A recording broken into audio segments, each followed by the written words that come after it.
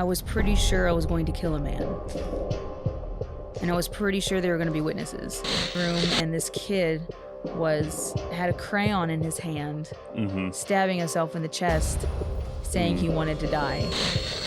They drove through some protests, and gunshots, boom, boom, boom, started going off, and so they had to quickly turn around and come back, because if I die right here and now in a fiery motorcycle crash, that's okay.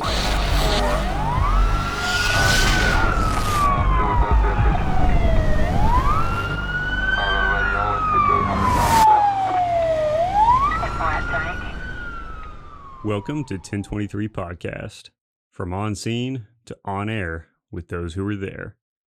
Before we get started, we want to give a shout out to one of our all-time favorite companies, 1350 Apparel. 1350 Apparel is a law enforcement owned and operated apparel company based out of West Palm Beach, Florida. We here at 1023 Podcast love what they're all about, and many of us actually wear 1350 products while on duty due to the superior quality of everything they make. 1350 Apparel also worked with us to design and produce the first ever official 1023 Podcast t-shirts, which are awesome in fit, function, and style. So if you're a true patriot and you want to support a great organization with a great mission full of great people, go check out 1350 Apparel and get yourself and your loved ones some awesome gear. Lastly, the views and opinions of the individuals featured on 1023 Podcast do not necessarily reflect those of their employers or their profession. Viewer discretion is advised. This is 1023 Podcast, episode 10.3, with the lovely and talented Ashley Fithen and myself, Hunter Fithen. Good evening, Ashley. Good evening, Hunter. Hey, so we get a lot of questions about the episode titles, and we wanted to cover that real quick as we get started. So we title all the episodes like 10 codes, like emergency radio 10 codes for first responders. And we started with 10-0 was our first episode. But people ask us all the time what the 10 codes mean. So we're going to kind of do a recap, and we're going to come all the way up to where we're at now. So 10-0 means use caution. And it should also be noted, different agencies across the nation use 10 codes to signify different things, but in our neck of the woods where we are, this is what they mean. So 10-0 is use caution. 10-1 means you have a bad radio signal. 10-2 means you have a good radio signal. 10-3 means you need to get somewhere quickly, like you're responding to an emergency rapidly. So you're using lights and sirens on your patrol vehicle. And so 10-3 or code 3 means that you're showing up rapidly. And then, of course, 10-23 means that you've arrived on scene. So if you're going somewhere, code 3, and when you get there, you're going 10-23, and that's what all that means. So that's a brief recap of the 10 codes and what all those mean. And then the other thing we're going to do before we get started on this episode is we wanted to give a shout out to a local rock band known as Ghosts of Gray County. They help us out a lot, and they actually did the music that we use at the end of each of our episodes. So you can see here, I'm not sure if, for those of you watching on YouTube, I've got a Ghosts of Gray County hat on right now, and these are pretty awesome. I'm trying to turn my head so you can see the cool logo there. But yeah, if you haven't heard of them or seen them in concert before, we definitely recommend going and checking them out. They have a guitar player named Grant Fithen, and he's okay. So if you decide you want to go and check them out, you definitely should. Finally, we also are issuing our first challenge for the audience. If you can tell us the name of the song, the name of the Ghosts of Gray County song that we use at the end of our episodes, they're the first person to tell us that could be eligible for a pretty cool prize. So you can reach out to us on our 1023 Podcast Facebook, or hit us up at 1023podcast@gmail.com. And that's 1023 with no hyphen in it, just 1023podcast@gmail.com with the answer. What is the name of the Ghosts of Gray County song that we use sample the music for at the end of our episodes? You can win yourself a prize. With all that said, and without further ado, in this episode, we're going to be introducing the last but certainly not least member of our 1023 podcast team, and that is my wife, Ashley Fithen. So, Ashley, we're just going to get into you. That's what this episode's all about. Great. We're going to start with, where do you come from? Where were you born? Sorry, I gotta get that cough out. Starting with me. Yes. That's such a loaded question. I hate this question. Like if you go to job interviews, because they just say, "Tell us about yourself," and I don't even know where to begin. Well, I guess where were you born? Where was I born? I was born here in the area. Well, I was born in Texas. Born and raised in Texas. Okay, that works. I know on our podcast normally, just for the sake of professionalism, and we talk to a lot of people who are active law enforcement officers, and so we make it a habit to try not to identify where these guys are working currently and everything. So we'll just keep with the habit, and I guess we'll try and occasionally it doesn't really matter, and we'll just let locations, names of cities, and stuff slide. But if you've ever seen any of the other episodes and watched them in full. Yeah, it's not hard to figure out. If you hear like a beep, like a censoring beep, that's me who's censoring everything. I'm the person in the background who's making sure that everyone stays professional. And whenever they say the name of a local town or something, I have to. It's more work for me, but have to get rid of it. I have to get rid of it, but I guess we'll keep with tradition. And so you're born here in Texas. Yeah, born and raised in Texas, and I went to elementary, middle school, and high school in the area. And then I went to the local junior college and then transferred to the local university, also in the area. Okay. And, yep. Okay. That's that kind of in a nutshell. Cool. Well, okay. So we'll fast forward a little bit. So born and raised in Texas, go to school here and everything. You go to the local college in our area. Yeah. And that's actually where you and I meet. Mm-hmm. Tell us about what'd you do in college? What were you studying? What were you doing? How'd that go? Well, I did a lot of different things in college. My first major was nursing. Mm-hmm. Yeah. Well, actually, let's backtrack a little more. Okay. In high school, I had decided that my major was going to be film. I wanted to major in film. I didn't know anything about film. All I knew is that I liked having the camera in my hand. Mm-hmm. But I decided against that. My parents were like, "Oh no, you can't major in film. Like, that's not going to bring food to the table. That's not, you're going to be poor, yada, yada, yada. You're going to starve." So I decided to go from film to nursing, which is a weird jump. A little bit, but yeah. But I mean, if you know anything about me, I'm very much I'm kind of a creative type, but also like the adventure type. So I wanted to do something that was creative, but I also wanted to do something that would take me places, like like being able to travel.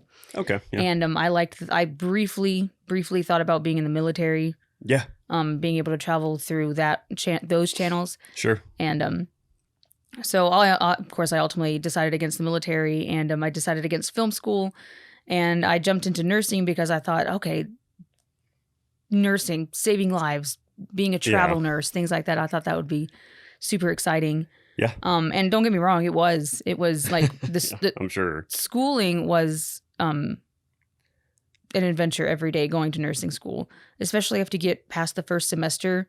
Like the first semester of nursing school, it's just you stay in the classroom and, it's all the books and things like that. And then you get to the second semester and you start clinicals and you go to the hospital, and that's where all kinds of crazy stuff happens when you're in clinicals.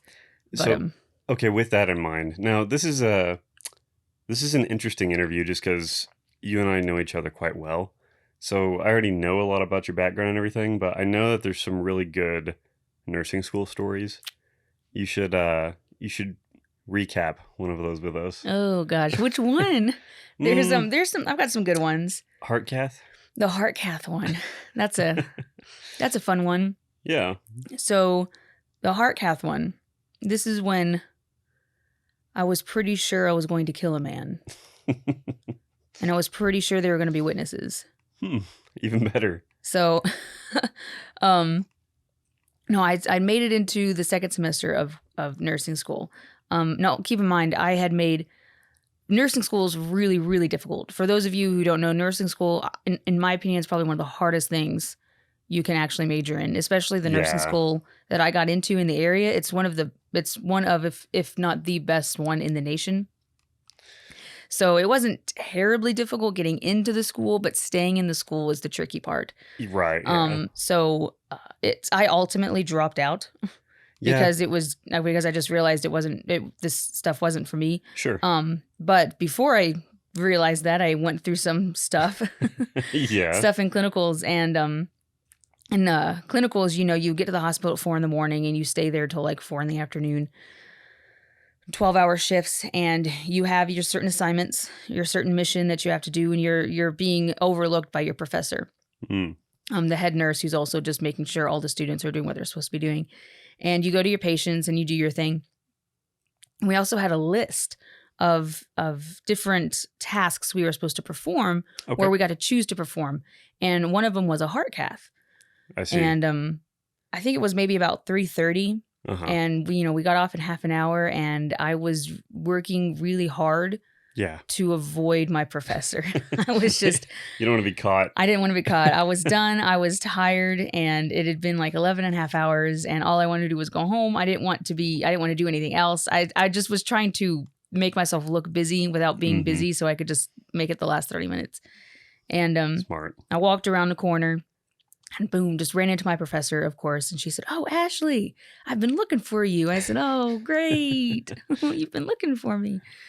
And she said, "Are you busy? What are you doing right now?" And in my mind, I'm not a very good, spontaneous liar. Neither am I. So I was like, nothing. And she said, "Great, cool. Have you ever done a heart cath?" Nope. No. Never done a heart cath. And she said, "Okay, great. You're going to do one." All right. Fudge. Great. So, she takes him into this room where this old man and his granddaughter are in. And, the granddaughter's like 16, 17 years old. This old man, he's just in great spirits. He's just, he's one of those, it's really good because you always hear stories of old people in hospitals who are just horrible and yelling and don't do what they're asked. But this old man, he was in good spirits. He was real nice. Yeah. And the professor came in, and what he needed done is he had a heart catheter in.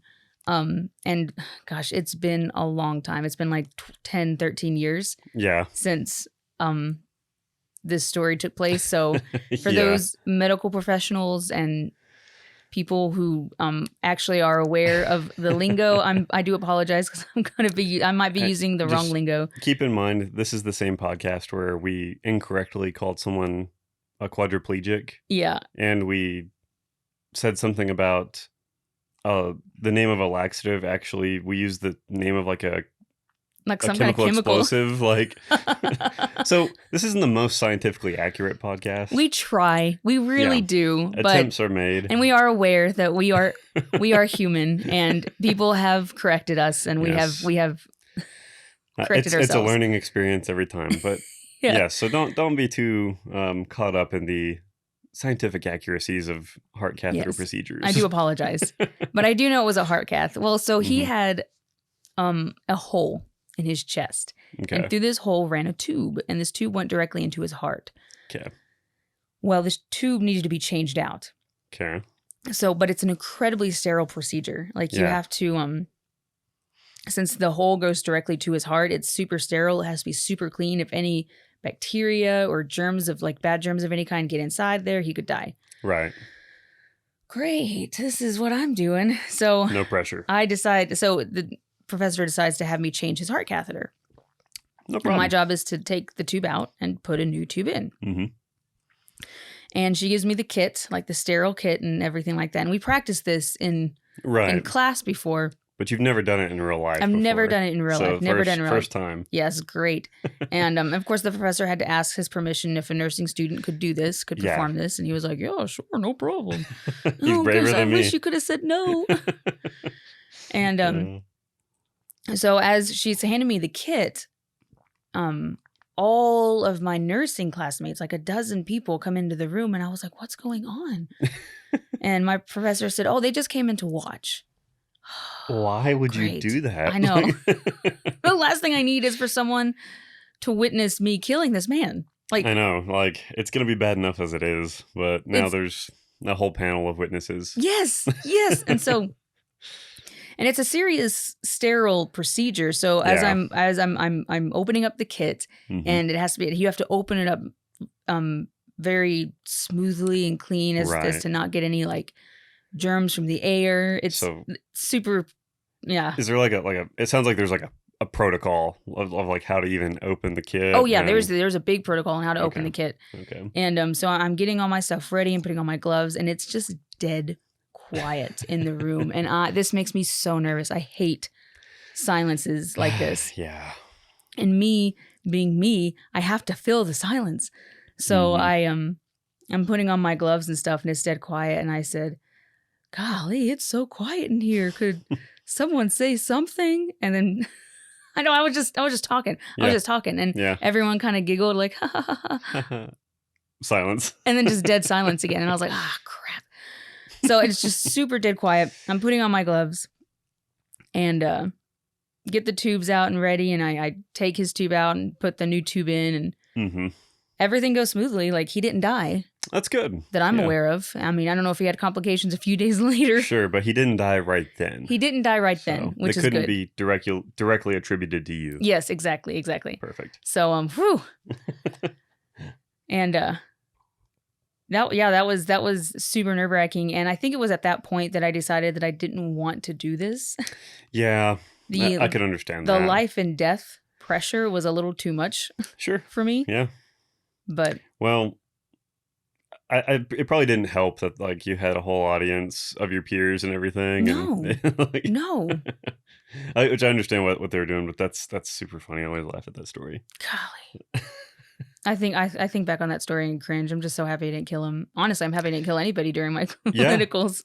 Well, was this the same guy, or I can't remember if it's a different story or the same story, but like, didn't he like yelp out and like was like, "Ow!" Like, no, that was another old man. Okay. Oh, that was okay. Yeah, I always forget it. That's a different story. Yeah, but no, that one was he just needed a shot. Okay. Like, my professor found me, and he was one of my patients. Okay. So he needed some kind of shot in his thigh. Yeah. And so we went in there, and it was just us this time. We didn't have an audience, and we went in there, and I got the needle ready and things like that, and he was just kind of joking and laughing with us, and just. He was, again, I got lucky with the old man. He was just nice laid back guy. Yeah, nice laid back guy. And he, right before I stuck him, he yelped out, "Ow!" And my professor and I just froze, like, what just happened? Like, are you okay? Yeah. And he goes, "No, I'm just joking with you." God, bro, don't do that. My professor looked at him like dead in the eye and said, "Don't do that, sir." "Oh, I was just joking. Okay, yeah, you can continue." Oh my gosh, I about had a heart attack. Gave him the shot and moved on, but goodness gracious. That guy's awesome. I know. Scared me half to death. Again, thought I killed someone. I didn't even touch him, and I was like, that's it, I'm done. That's funny. So, okay, so you go to nursing school, you learn a lot there, but very intense program. You end up deciding like, hey, I don't know if I want to do this full time.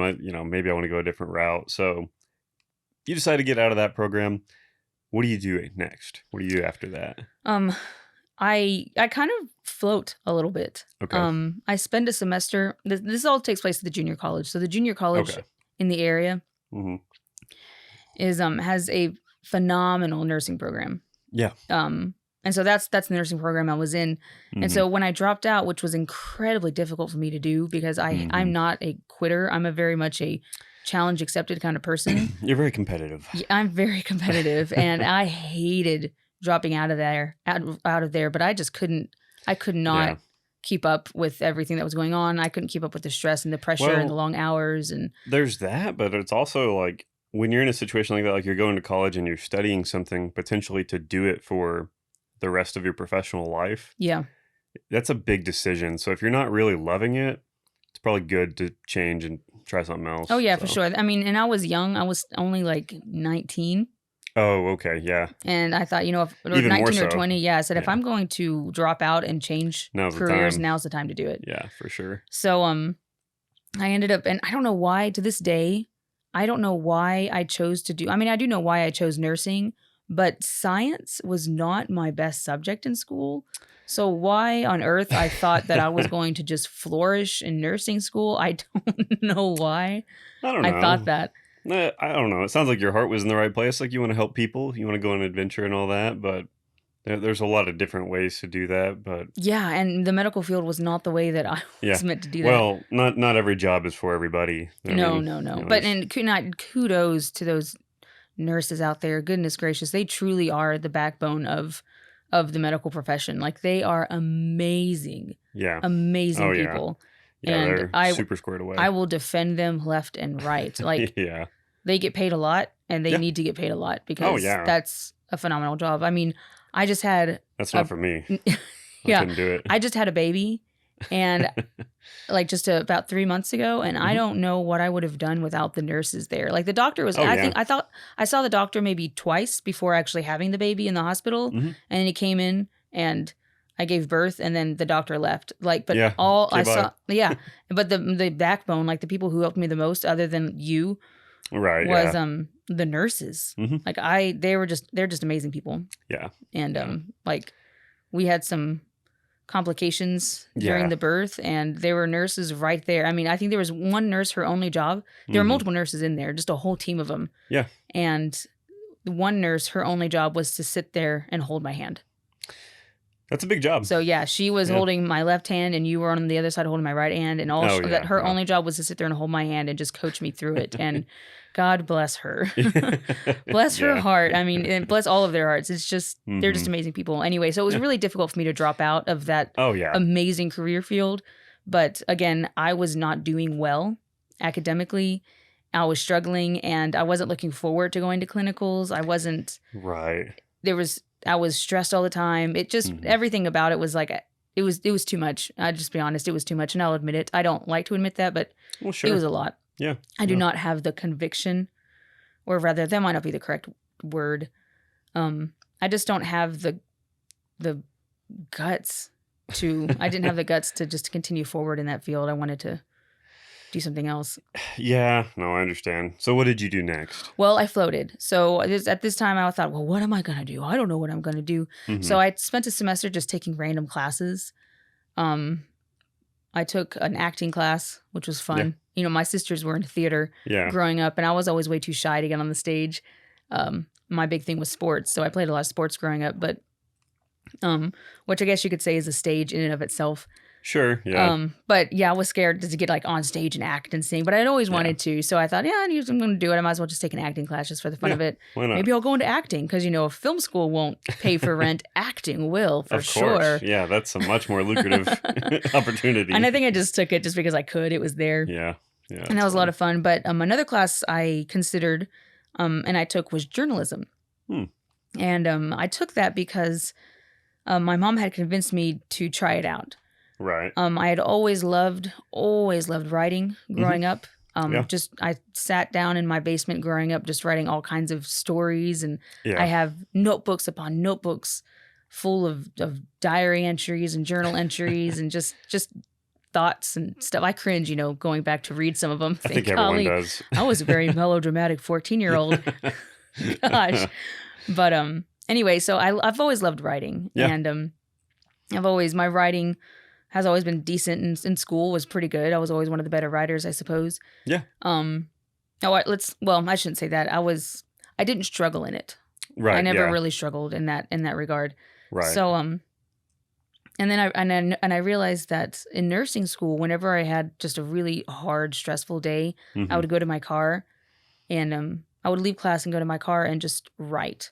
Just write. Yeah. And so my mom's convinced me, why don't you major in writing in some way? So I tried a journalism class out, and I actually ended up really liking that class. Yeah. So and I wrote a couple articles for the college magazine and college paper, and kind of got some experience with that. And I thought, this is a pretty practical writing career, and I kind of enjoyed the class, and Yeah. I was pretty good at it. So Mm-hmm. that's what I decided to officially major in, Cool. was journalism. Yeah. Yeah, and that was at the junior college, and then I Right. transferred that over to the university, just about half an hour away. Yeah. And my official major was mass comm with with an emphasis in journalism. Cool. So you go there. Now you're at the bigger university. Mass comm major. I was also a mass comm major for a while. Yeah, that's how we met. Yeah. So yeah, we meet there. But so due to knowing you from the past, I know that we both get involved with like the student newspaper at that university. Mm-hmm. And at the time that we were both there, I think you were the assistant editor for the paper. So you were my boss for a while. That's right. Yeah. Still am. Yeah. Little did I know. Yeah. I'm just joking. I'm not his boss, ladies and gentlemen. That's a lie. He's my boss. No, I'm just joking. Anyway. Goodness. Okay, we're done. Moving on. So we're there for a while. Let's see. There's a lot that could be said about working for a newspaper, especially like on a university campus. But I'm thinking about some of the more notable stories that we got to cover and stuff people we got to talk to. Well, and that's an interesting thing. We'll go with that.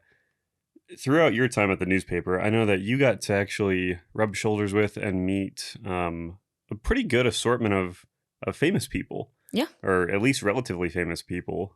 Tell us about some of them. So that was actually the really cool part. And I was being the assistant editor of the paper. Yeah. I had access to I had the privilege of being if a famous person came on campus, yeah, it was either me or the editor who got to go and interview that person. Yeah. Well, and not to jump ahead too far, but you later became like the editor in chief. Yeah. So then you really got to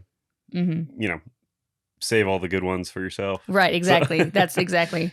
And I started out as just a reporter. Yeah. And then the editor at the time convinced me to put my resume in for assistant editor or editor because she was graduating. And so I was the assistant editor for a semester. Yeah. And then the editor graduated, and then I became the editor.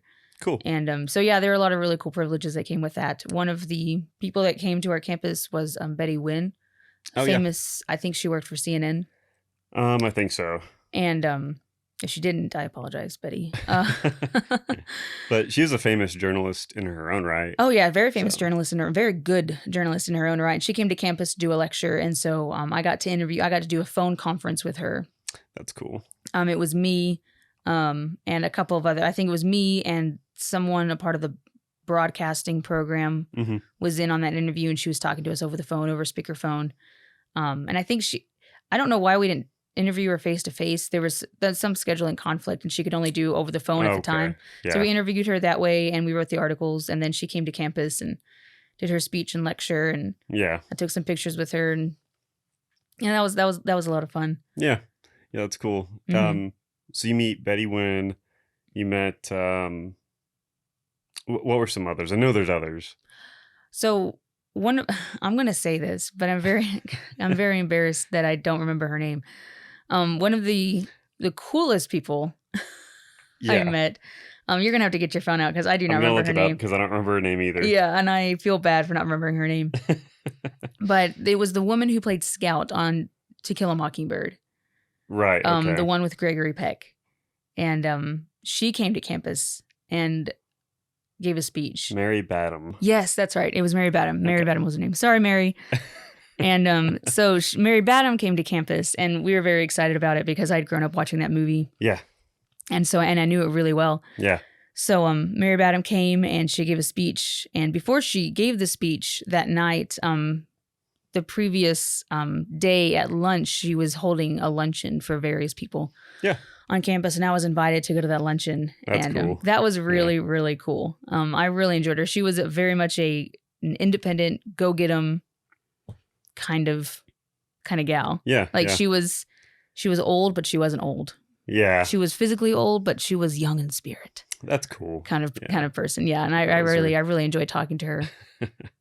And it's funny because that night she gave a lecture, and after the lecture she was giving autographs. She was standing at a table and people were giving autographs. That's cool. And they had DVDs of To Kill a Mockingbird. Mm-hmm. And on this DVD on the DVD cover was Gregory Peck in like a white suit. Yeah. And standing against a black background. Yeah. And so in my mind, I'm thinking, oh my gosh, okay, I'm going to get her autograph. Yeah. And I got one of the DVDs, and in my head, my thought was, I want her to sign Gregory Peck's chest. Right. I just, because why not? Because why not? Like I wanted Mary Badham to sign her name on Gregory Peck's chest. Mm-hmm. I don't know why I thought this was a great idea. And so I'm standing in line like, oh, this is going to be so great. Cool. This is going to be awesome. Yeah. And so, and when I get to Mary Badham, I give her the DVD, and before I can even ask her where to sign it, she just grabs the DVD and just signs it away and then hands it back to me. And she signed it with a black Sharpie. And instead of signing like Gregory Peck, where I was hoping she would, she instead signed the black part right next to him. So it was a black Sharpie on a black background. And I was like, dang it. Like, well, that's cool. Like, you can kind of hold it up to the light and see. Like, it's there, I promise. It's there. I still have the DVD, and you can still see it. But that's funny. I was a little sad about that. But sad day. Yeah. So that was a fun little experience, though, getting to meet Mary. Yeah, that's cool. Mm-hmm. Another one that you should definitely talk about briefly is Eric Greitens. Yeah, the writer of The Heart and the Fist, was it? Yeah. Mm-hmm. He wrote The Heart and the Fist. He was he did a lot. He was like some kind of championship boxer, and then he was a Navy SEAL, and then he was the governor, I think, of, I'm gonna say Missouri. I don't remember if that was the state or not, though. Mm-hmm. He got in some trouble. He kind of fell from grace a little bit. Yeah, there was a little bit of a scandal, as typically happens with politicians. But before all that happened, you got to talk to him. Yeah, he came to the campus to do I don't want to say a commencement speech or something, but it was a big deal. Like, he was one of the bigger ones to come on campus. Yeah, because they had him give a speech at the.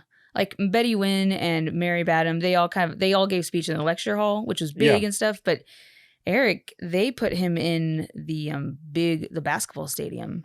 Yeah, I think that's right. Yeah, so because there were a ton of people who came to see him, and he was a cool guy. Like, I'm sorry, my stories about these famous people aren't like the most exciting. Like, they were cool. Like, he was nice. He was definitely putting on. I got to meet him in the green room before he went out to talk, and mm-hmm. You could tell he was very well practiced in interviewing. Yeah, and he's done it a few times. I'm not going to sit here and say that he was putting on a farce or anything like that, but you could tell he was very well practiced answering questions. And we asked his questions, and he gave his answers, and mm-hmm. he was nice and polite. We were nice and polite, and we moved on with our lives. Like, well, that was it. Cool. Okay, bye. Yeah. I mean, it wasn't. Yeah, it's still cool, though. Yeah, I don't have any, like, cool story. Like, then we went out to lunch, and I got to meet his kids. Like, it wasn't anything like that. Yeah. But still, like, you got to talk to the man face to face. Yeah. No, it's cool, though. Anyway, so journalism and college brought some pretty neat little opportunities. Yeah, for sure. Not just meeting famous people, but we also had some cool just articles that we wrote, stories. Yeah, that is true. We could get into a lot of those. Tell us about, I know there was one story in particular that, I don't know if you wrote it or someone else did while you were editor or what the deal was with it, but it caused a lot of controversy on campus. Golly. Yeah, this story was gave me so much more stress and anxiety than nursing school ever could have. Like, I thought I got away from all this. oh my gosh, I know. Seriously, I was like, I thought this was gonna be a peaceful career. Well, tell us what happened with that. Like, what was the story about, and why did it cause controversy? So we attended a college in our university in Texas. Mm-hmm. Yeah. And at this time, I was the editor of the paper. Mm-hmm. And we had heard that the staff of the university and students were going to take a vote on whether to allow students to carry guns on campus. Okay, yeah. So, of course, we do a story on it. Like, oh, this is a big deal. We have to write a story on this vote, yada, yada, yada. Mm-hmm. And we're waiting for the vote to come out. Right. And when it does come out, we write the article real quick and we write the headline and we do the editing. We even give it to our advisor, our journalism professor, who checks it all and edits it. And then we send it off to get printed and it comes out the next day. Yeah. And I woke up the next morning to my phone ringing. Yeah. And I answer it and it's like 9:00 in the morning. And it's like on a Friday or something. Or I don't know. It's Tuesday. I don't know what day it is. And I answer it and it's my professor, my advisor. And he says, have you checked your email yet? I said, no. Like very groggily, like, oh, no. And he said, okay, don't. Mm-hmm. He said, but you should come to the office right now. And I was like, oh, crap. What happened? Like, what, jeez, what happened?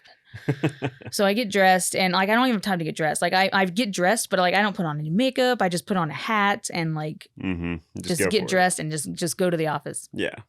And I get there and I go to his office and I sit down and he said, so a professor has emailed you and she CC'd me on it. Yeah. Don't read it. But I just want you to know that I've taken care of it. I'd be like, I definitely have to read it now. I know. And I said, what? What is it? Like, who sent me an email and why do I, like, what is going on? Yeah.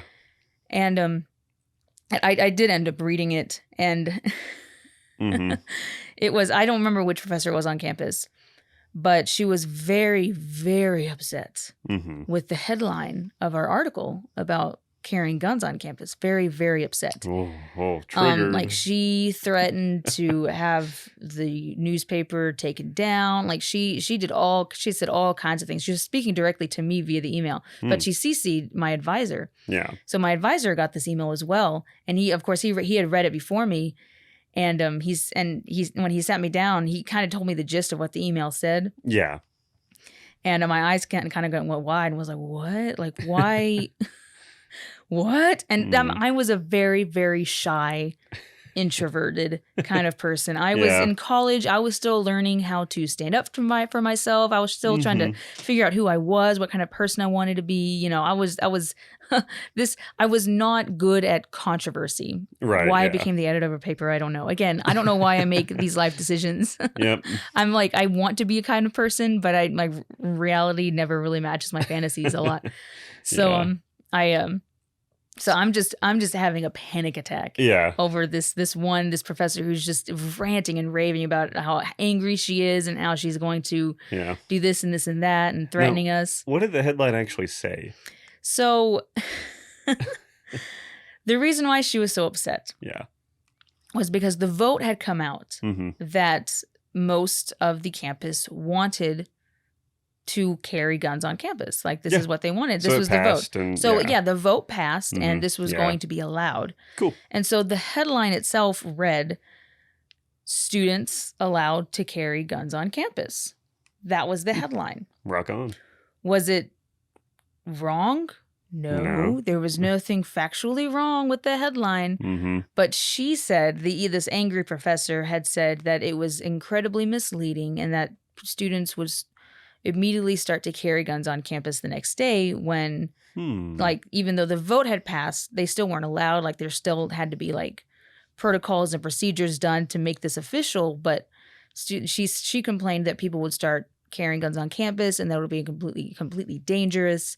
Right. Yada, yada, yada. Because the people who are definitely already doing it now, I don't know. And she was super angry. And, my advisor had said, I've taken care of it. He emailed her back and basically said, you will never, ever talk to one of my students like that again. If you ever have anything wrong or anything to say, you come directly to me. Like, he was livid. He was so mad at her. And I'm sitting there in the middle like, oh my gosh, these two professors are like fighting over my head. Mm-hmm. And so he was angry at her. She was angry at me. He was a good guy. Yeah. Butler Kane. Yeah. Was his name. And he was a fantastic advisor. Everyone loved him, and he really stood up for us. But, you know, he wasn't afraid to sit us down and be like, listen, you did this wrong. You did this wrong. Yeah, no, he's a good dude. So he emailed her back and basically said, so he got really mad at her, said, don't you ever email one of my students like that again, yada, yada, yada. Mm-hmm. He said, could the headline have been more elegantly written? Yes. Is it factually wrong? No. Yeah, that's the thing is, like, it's not inaccurate. No, it's not inaccurate. So... And the headline was a hook to get people to read the article. Yeah, well, and like if you're coming to wild conclusions because you read a headline, like you need to do a better job. Yeah, like I'm just gonna assume like you're probably not a very intelligent person. Like if you get your news through headlines and headlines alone and you don't actually read. And you base your values and everything you believe off of half-hearted information. Like granted, like not there's some college professors that are really good and they're very intelligent people and they're very smart and they share that knowledge. Yeah. But I will also say that people like this particular lady are a constant reminder for me that a lot of college professors are not very smart. Like they get to whatever position they're in and they stick to it. Yeah, as long as they are a member of the correct ideology, then they're totally good, but they're not actually smart people. So, yeah, I can see why people get flustered. You know, they read one sentence, now they're triggered, and then off we go. But there's a difference between intelligence and common sense. Yes. Yeah, for sure. For sure. You need both. I'm a teacher now, and I have students who are very intelligent, but they don't have any common sense. Yeah. You know? Oh, yeah.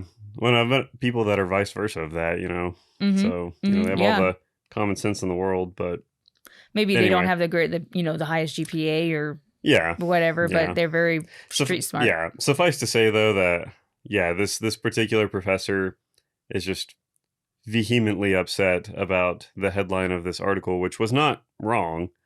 And so it caused a little bit of a controversy. But at the end of the day, I mean, we didn't change anything. Yeah, that's what I was going to say is like nothing changed. Like I don't know. We didn't retract anything. Yeah. I think there's a weird mindset that people get into like today, getting super upset about something and being very vocal about it actually does affect change when it shouldn't a lot of times. But, what do you mean? Well, like this vote had already happened and it passed. And so like the system is working the way it's supposed to. But like this lady didn't like the way that it worked, I guess. So she can get upset about it all she wants, but it's not going to change anything. Yeah, and I don't know if she had voted against it, if she had voted for it, if she had voted at all. I don't know. I don't know her stance. I just know that she was very upset that we wrote a headline that suggested that students could start carrying guns immediately. And my first thought was, this is Texas. Half of them probably carry guns anyway. That's what I was going to say. Like, I know that whenever I was going to class there, I don't know, there's tons of people in class that I was friends with and everything, and I knew they had guns in class all the time. Like, no one cared. Like, yeah. It was just, it's almost like the vote was just a formality. Now, again, this was 10 years ago, so I don't remember all the facts about everything, but all I remember is being extremely stressed, huge anxiety levels just going through the roof. And I remember the student broadcast center, which was just downstairs right below the journalism department. They came up and they were going to do a news story, broadcast a news story on it. They wanted to interview me. Yeah. And this was after spending all day trying to put out fires with this controversy. And I'm tired. I've got my sweats on, no makeup. I've got my baseball cap on, just sitting at my computer trying to deal with emails and things like that. And they come up with a camera and they're like, can we interview you about the story? And my first thought was, no, you can't. Do you see me? Do I look like I want to be interviewed right now? Gosh, but of course, I'm not really ready for this. Being a news person at the time, I knew they needed the story. Like I knew what they were doing. And so I sure, you can interview me. And the girl looked at me and she said, "You're gonna have to take off your hat." And I said, "I don't." And I looked at her like with the biggest puppy dog eyes, and I said, "I don't want to take off my hat." Like, can I not? My hair was just again, this is such. My hair was so terrible. I was so terrible looking, and it was bad. I just looked really awful. And I looked at her and I said, "I don't want to." And she said, "You're really gonna have to take off the hat on camera." She was super insistent, and I was like, "Fudge." So I took off the hat, and to this, I never watched that. I never watched that on TV. It aired that night, and I never watched it. I didn't care. I went home that night and I went straight to bed. And I think I slept for a couple of days because I was done. That's funny. You watched it though, didn't you? Yeah, I saw it. I thought it was good. Ooh, okay, good for you. you. Look pretty. Yeah, sure. I did. Thanks. Pretty sure I didn't, but okay. So no, that was a fun. That was a fun moment at the newspaper. Yeah, there's a lot of working for journalism has its perks, and it's all very exciting. But there are also some really hard moments. Mm-hmm. At one point, I was sitting in class and I got a call from. I was the assistant editor at the time, and I got a call from the editor. No, a text from the editor, and she said, "Get to the newsroom immediately." Mm-hmm. So I jumped up. I left class right in the middle of the lecture. Just got up and left. And went to the newsroom, and she said that a girl had committed suicide the night before via train. Oh yeah, I remember that. Yeah, there was one train track that went through town, and she had died, committed suicide, parked her car on the track in the middle of the night, and the car ran over. Mm-hmm. And we had to do an article. Yeah, immediately. Everyone's gonna be asking questions. Yeah, so. And that was rough. I was charged with 2 tasks that day. Trying to research. I had to call the train station. Yeah. And then I had to call. She was a cheerleader on campus, and I had to call their coach. Oh, okay, yeah. Oh my gosh, that was probably the hardest phone call I've ever made in my life. Really? I went to my advisor and I said, "I'm fixing to call the cheerleading coach. How do I do this? How do I talk to him? What do I say?" Yeah. Because it had just happened the previous night. Yeah. And news was just getting around. Yeah. Like it was just getting out. Like word of mouth was spreading. And again, me being very shy and introverted, I had no idea how to broach this such a sensitive topic. Yeah. And my advisor, he was very good, and he said, "Tell him why you're calling, and tell him that you're calling to give him a chance, to share his memories of her and to share that's a good way to do it, like who she was as a person." Yeah. And if he doesn't want to talk, he doesn't want to talk. You can't make him. So I called him, and I basically said that. Yeah. And he answered the phone, and he just sounded so defeated.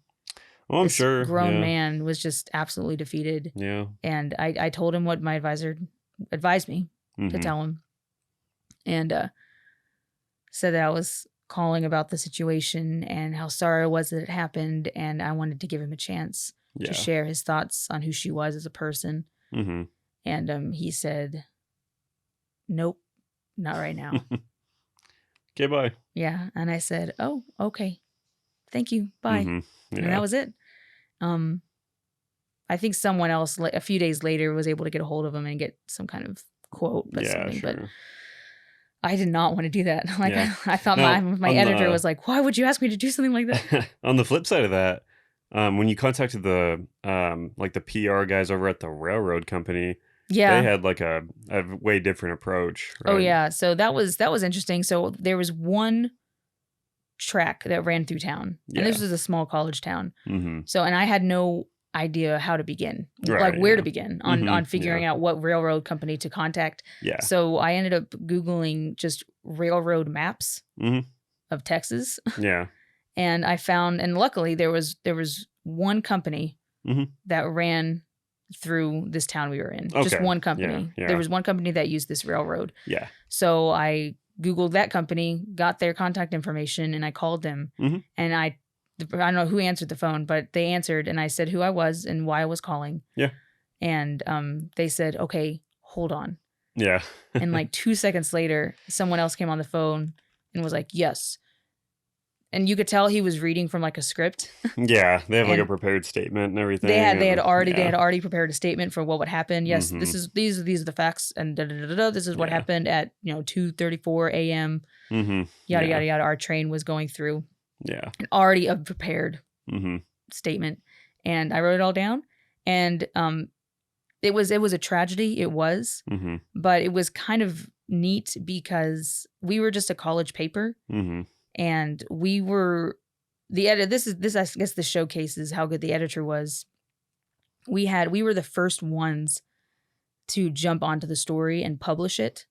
Yeah. So as soon as we gathered all of our information, we immediately published it to the front page as soon as we could the next day. Right. And we were so quick in getting the correct information out Mhm. that the local newspaper in the town that's much bigger, just like a few miles away, Right. Right.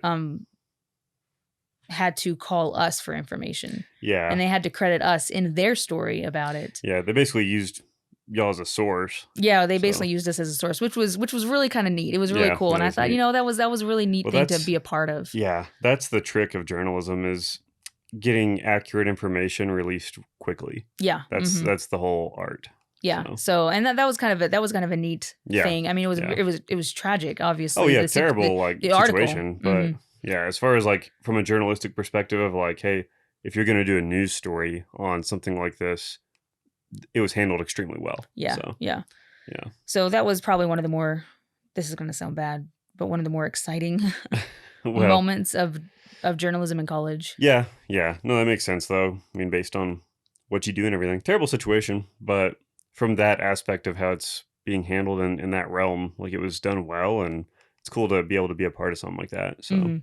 it's also cool because that news story helped dispel a lot of the rumors that were going around campus at the time involving that situation. So that was nice to see because I remember like, myself being on campus at that time, and hearing people talk about like, oh yeah, like, this happened or that happened or this is why or that's why. And I knew because of my involvement in the paper, like that's not what happened. Yeah. And then when the story came out, a lot of the rumors and stuff that were incorrect went away, which I thought was, well, it's obviously good, but it kind of was, I think it did that girl a lot. It gave her a lot more respect for the situation and everything. Yeah, and for sure. Now there wasn't 5,000 different conflicting accounts of what happened and why. And it simplified it all into one thing. Like, hey, this is the official story. This is what really happened based on these sources. And it was just much cleaner and better that way. So to be able to be involved in something like that is really cool. Yeah, So, it was really neat, and it was fascinating to be able to be behind the scenes working on all that. yeah, that's cool. Very cool. You kind of know. I mean, it's kind of hard to imagine as a citizen who just reads the news. Yeah. You don't know all the stuff that goes behind getting that information. You Yeah. really don't. You kind of get you take it for granted. Mm-hmm. But- Yeah. No, so that's cool. So you spent some time with the newspaper, and then tell us about what happens after that, after college wraps up and all that. Goodness gracious. After college wraps up, because that's such a hard thing. Because after college, I didn't know where I wanted to go, what I wanted to do. Mm-hmm. I knew I wanted to get out of the area. Yeah. For sure. I just, it's typical. I just want to leave home. I just want to get out. Yeah. So, after college, I try to apply for some different writing positions in various places. Yeah. Some more notable places down in the kind of the Dallas area. Yeah. And but at the time I'm doing that, I also realized that I need a job Mm-hmm. while I'm looking for jobs. Yeah. And so I decided to become a substitute teacher. Yeah. In the Dallas area while I'm actually looking for like writing jobs Some and writing journalism jobs, jobs in the Dallas area. Yeah. But also at the same time, while I'm subbing and applying for jobs there, I'm also in the middle of getting my alternative certification for teaching. Okay. Because So what is, for those who aren't familiar with that field, what does that do for you? Like, what does that allow you to do? So alternative certification allows you to be certified to become a teacher. Okay. So like a full-time teacher. A full-time teacher Okay. without having to go through a university without having to Okay. do the 4 years Be like getting an a bachelor's education degree. major. Yeah. Okay. So you don't necessarily need a bachelor's degree to become a teacher. Right. You can get your alternative certification. Mm-hmm. And there are different programs you can go through. Yeah. I went through Texas Teachers, and it was like a 2-year online program. Okay. And I'd done this because I'd always wanted to teach. Yeah. And here's me who wants to make movies, and then who wants to write news articles, who wants to be a nurse, who wants to join the military, but I also want to teach. Like, I wanted to do all the things all the time. Do all the things. I wanted to do all the things, and teaching was one of my, along with writing, teaching was one of my oldest desires. And so I always knew that not only what did I want to be a writer, but I also wanted to be a teacher. Yeah. My mom was a teacher, and it was just kind of I loved doing it. I loved being with children and teaching them and babysitting and just working in that environment. Mm-hmm. I was part of a program in high school that I traveled to different elementary schools around the area and tutored and things. And I really liked it. And so I knew I was going to do that eventually at some point. Right. So I decided, I might as well just do it now. I'm out of college. I have my journalism degree. Might as well just spend 2 years doing that program and getting that done, so I can kind of, if journalism doesn't work out, then I'll go to teaching, or if teaching doesn't work out, I'll go to the journalism. Like, I wanted to do both of them at the same time, and it really was just a matter of which one came first. Right. Yeah. So I spent a year in Dallas going through that program and subbing. Yeah. That was one mell of a hess, let me tell you. Yeah. That was a crazy. Subbing in the Dallas area. Goodness gracious. That is, I mean, talk about stories. Whew, I don't think we have enough time to get through all those stories. That would be its own episode. It's its own episode in and of itself. But suffice it to say that I was a long-term sub. No, I wasn't a long-term sub. I was a sub/teacher assistant for a particular school, specifically their first graders. Yeah. And oh my goodness, let me tell you, let's just say that this class of first graders, it's the kind of class that makes veteran teachers quit. Oh, they were awful. I mean, it really wasn't just bad classroom management. It really wasn't. These are just messed up kids. These are just awful kids. I mean, not all of them were. Well, some sure. of them were great, I'm sure not all of them are, but some of them. There's a lot that are. They had issues. There was one boy with definitely undiagnosed emotional distress and problems. Oh man, at one point I was sick one morning, and I went to school that afternoon. And I got to the first grade hallway, and all the first graders were out in the hallway just sitting there. And I said, "What's going on?" I looked in the room, and this kid had a crayon in his hand, stabbing himself in the chest, saying he wanted to die. And there's the teacher in there was with him, just trying to calm him down. Yeah. And the principal went in there. And was a violent little boy too. Yeah. The principal a couple principals had gone in there, and the teacher finally came out, and she just broke down in tears. Just from the stress, from the emotional stress that's caused. Like that she pours her heart into these kids, and to see one of them, a first grader, a 7-year-old, wanting to kill himself with a crayon because he's just so emotionally distressed. And he had a really bad home life. And I mean, that just breaks your heart. And she just broke down. And she was a really, really, really good teacher. Loved her to death. And she just broke down. And that's just one story. And that wasn't just that only, it wasn't just him. There were multiple children of that kind of emotional level. It was crazy. Yeah, that is super sad and very demoralizing. But at the same time, like, I'm a terrible person, and my darker sense of humor wants to know, like, what kind of crown was it that you can stab yourself with it and like repeatedly? Like... I don't know what he was thinking. He just, oh man, I don't know. There were multiple times he tried to run, and I had to, as the TA, one of my jobs was to specifically deal and focus on those children. And try to contain them, try to calm them. And I don't want to toot my own horn, but I got really, really good at it. Yeah. No, I could see that. Especially when that's all for 3 months. That's all I Yeah. did.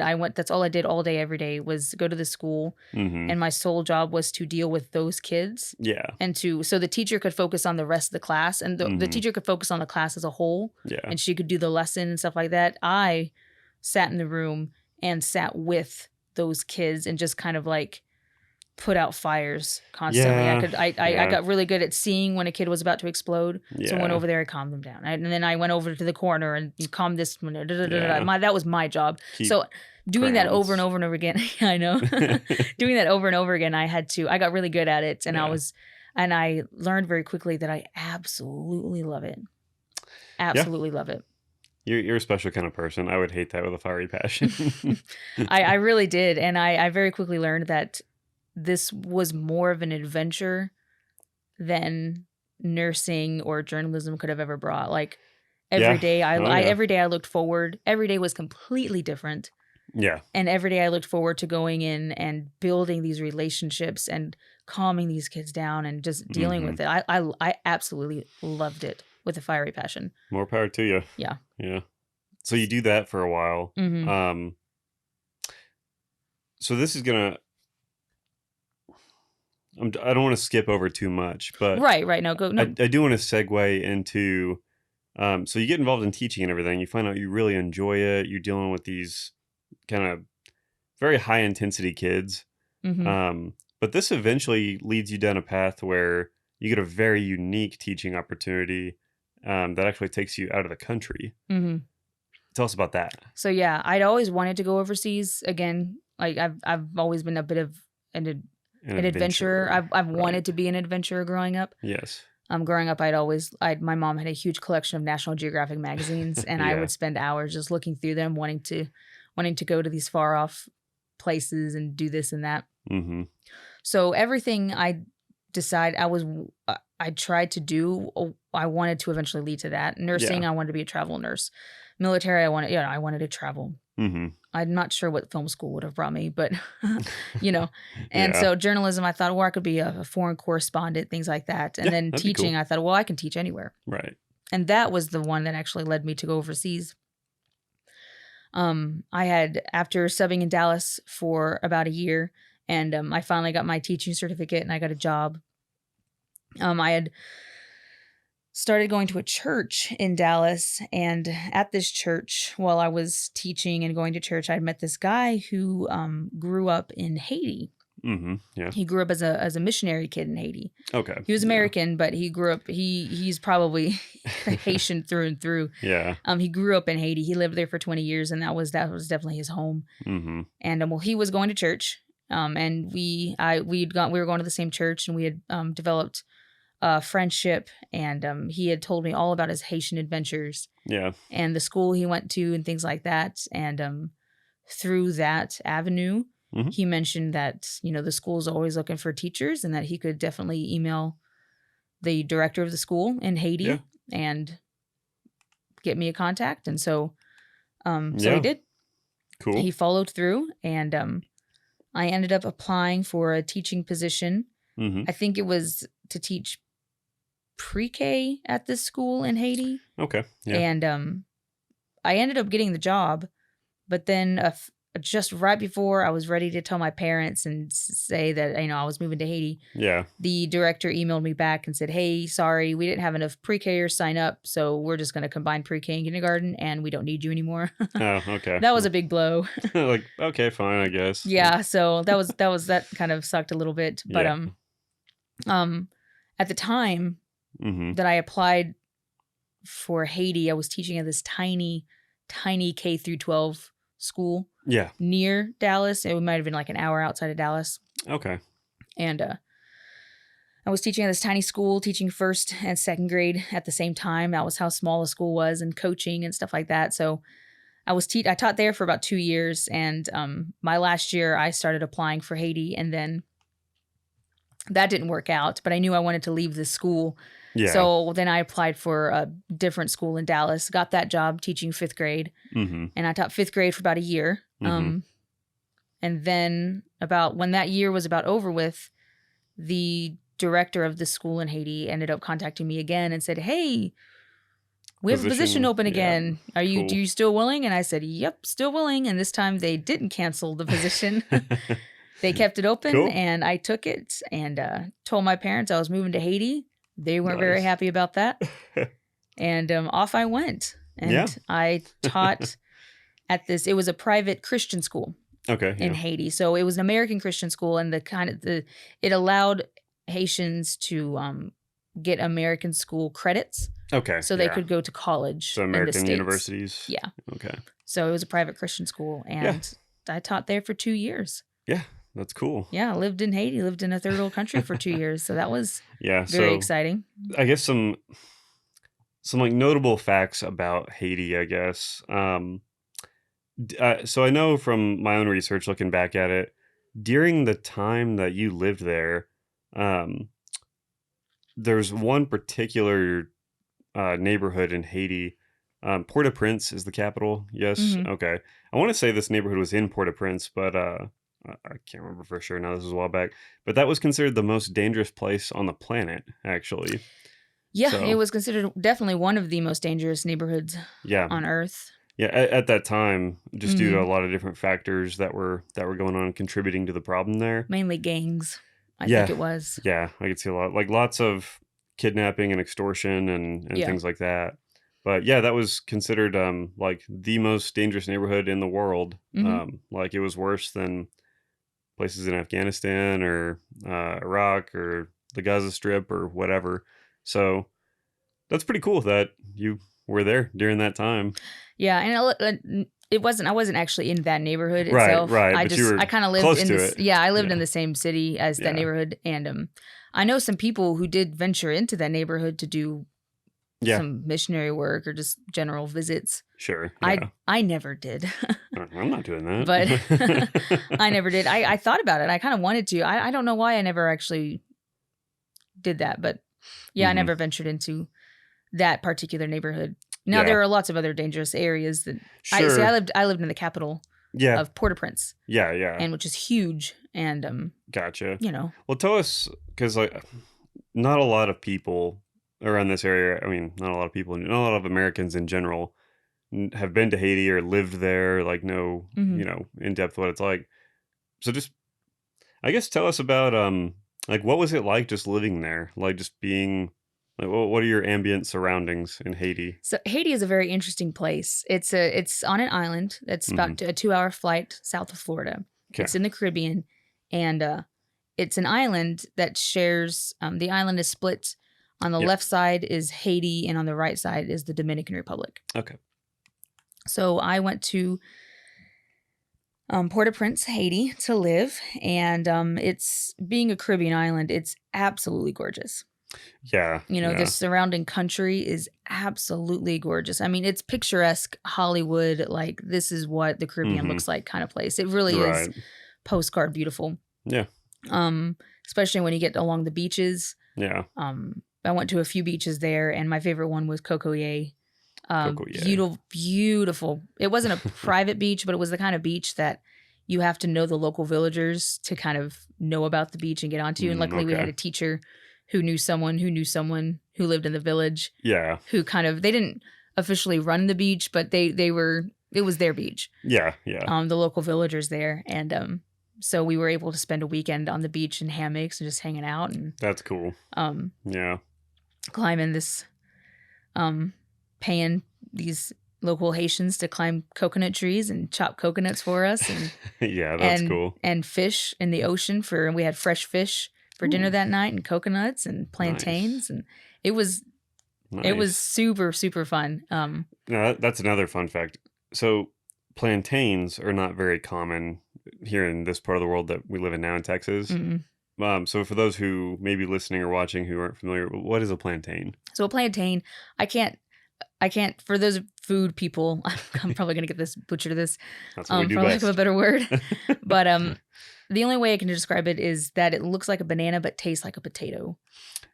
Yeah. In my mind. Okay. It yeah. definitely looks like a banana, and it definitely does not taste like a banana. Yeah. It has that texture and to me, the taste of a potato. Okay. And they yeah. often use it like they make plantain chips, like potato chips essentially, Yeah. which are amazing. Yeah. And they do all kinds of stuff. Fried plantains are really, really good. That's cool. But yeah, it's super popular over there. Yeah. So we had I had a lot of mangoes, a lot of plantains. Mangoes are the best. So like, I guess that's another question is, what, like when you're in Haiti, what are you primarily eating? Like, what is like the staple foods? Is there like a vast variety of different food, or like, is it like these 5 things, or?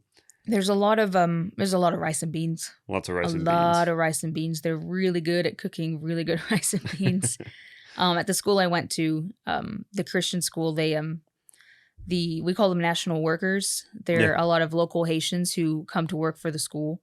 Yeah. And we had some people cooking the food. Mm-hmm. Really, really good stuff. A lot of carrots and beets, a lot of rice and beans. Nice. And a lot of mangoes. And a lot of mangoes. A lot of mangoes. Loved it. Loved it. Loved it. Yeah. Mangoes are definitely my favorite fruit after coming back from Haiti. Yeah.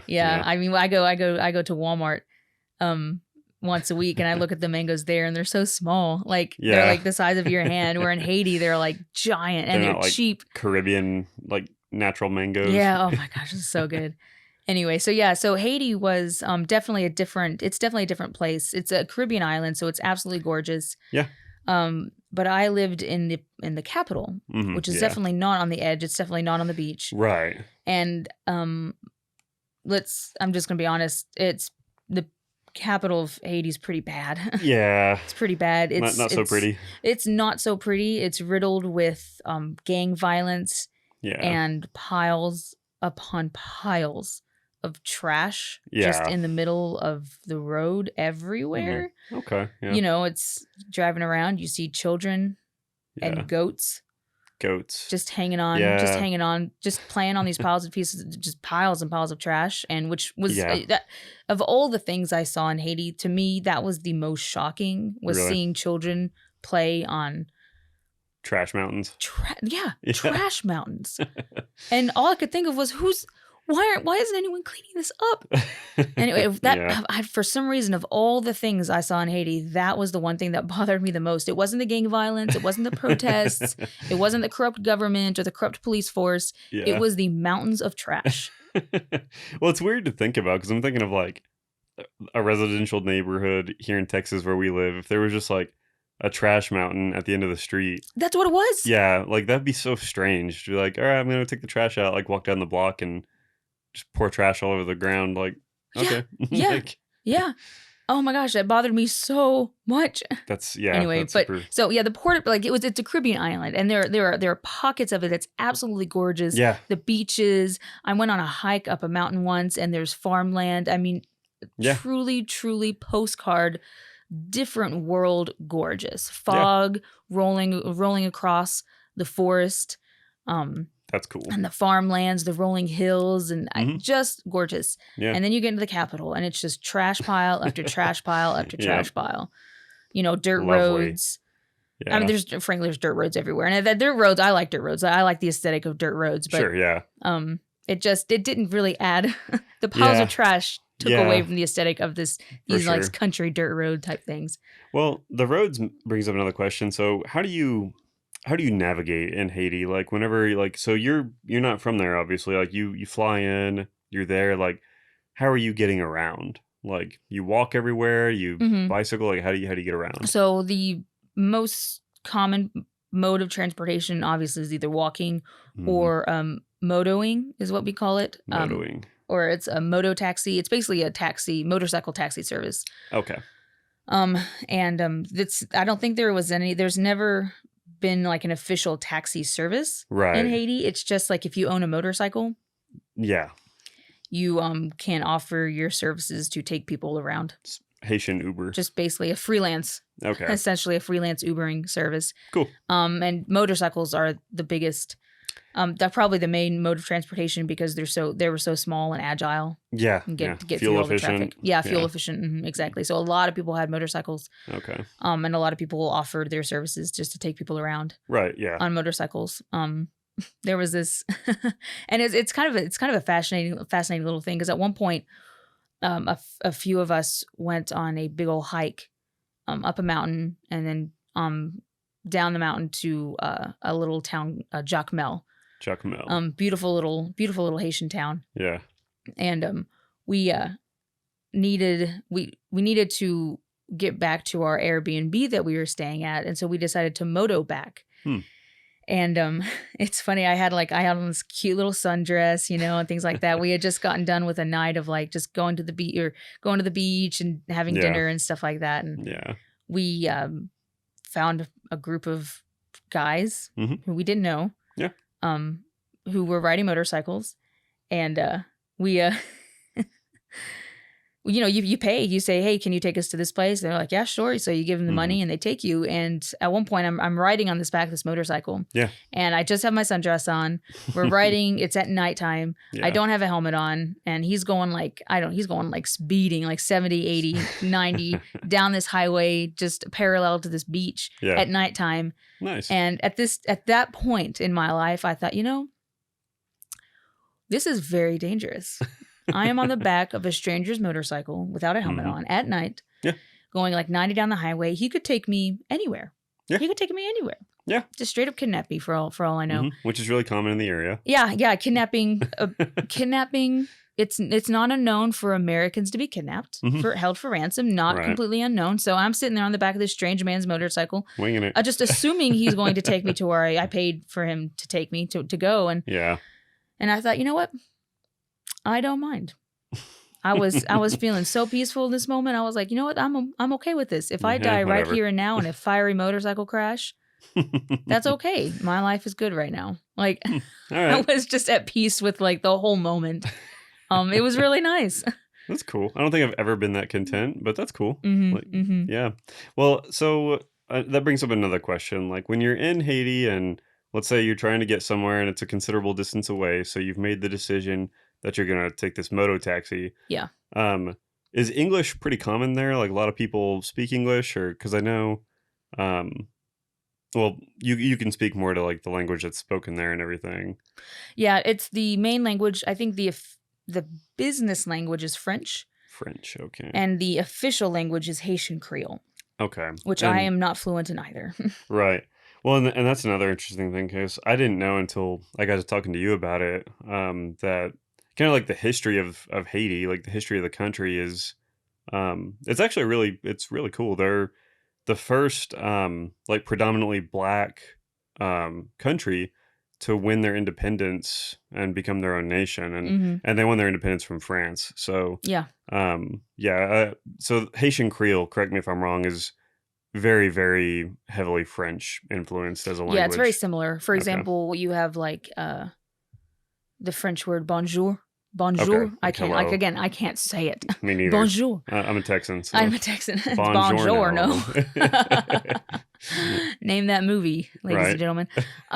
Anyway, and so it's bonjour, but in Haitian Creole, it's bonjour. Bonjour. Okay, yeah, so it's super similar. Very similar. Like merci is French, and then merci is the Haitian for Haitian, is that thank you? I think it's thank you. Okay. Very similar, very heavily French based. Okay. Language. Okay. A lot of differences for sure. Okay. But a lot of similarities as well. Okay. So when you're getting like these moto taxis, are you having to have like a little bit of like conversational Creole or French to get where you want to go? Or it was very okay. I never personally I never asked a moto taxi service by myself to go somewhere. I always had someone with me who could speak better Haitian than I could. Yeah. So I never really had to worry about that. But yeah, there was for me personally, there was a language barrier because I didn't speak fluent Haitian. I see. And I learned enough to kind of get by as if like I could say like just a few basic phrases. But if someone started like trying to have a conversation, no, I'm just completely lost. Yeah. Going to the grocery store by myself was difficult. Yeah. And I didn't do that often, but I did sometimes. And the whole time I just thought, oh, please don't talk to me. Please, nobody try to talk to me. Don't talk to me. Yeah. Just take my money and let me go. Yeah. So. Well, okay. So just because I've heard this story before, you should tell the story of, was it a coworker you had or another American that was there that decided to go on an adventure to the grocery store to get hot chocolate? Oh, no. you should tell the story. I don't. Okay. Okay. This isn't. Oh, man. I can't believe you're making me tell this story. I'm not making you. It's just a good one. It's a little. Okay. It's a little raunchy. It's a little vulgar, but it's a good vulgar, story. Yeah. But I had. Dang it. I had this is not my story. Right. I had heard of this story from someone else who had heard it from someone else. Oh, okay. Okay. So this did not happen to me. Right. 3 times removed. Yeah, 3 times removed. But this story. I can't believe. So this story was told to me because I almost made the same mistake. Oh, okay. Yeah. I'll preface this story with my own little short story. A group of us were hanging out, a group of teachers, and there were some Americans, there were some Haitians, there was just a little bit of everyone hanging out. Yeah. And I wanted, I wanted hot chocolate. Okay. Yeah. I wanted hot chocolate. Yeah. But instead of saying hot chocolate, I said, I just kind of briefly mentioned, does anyone have any cocoa?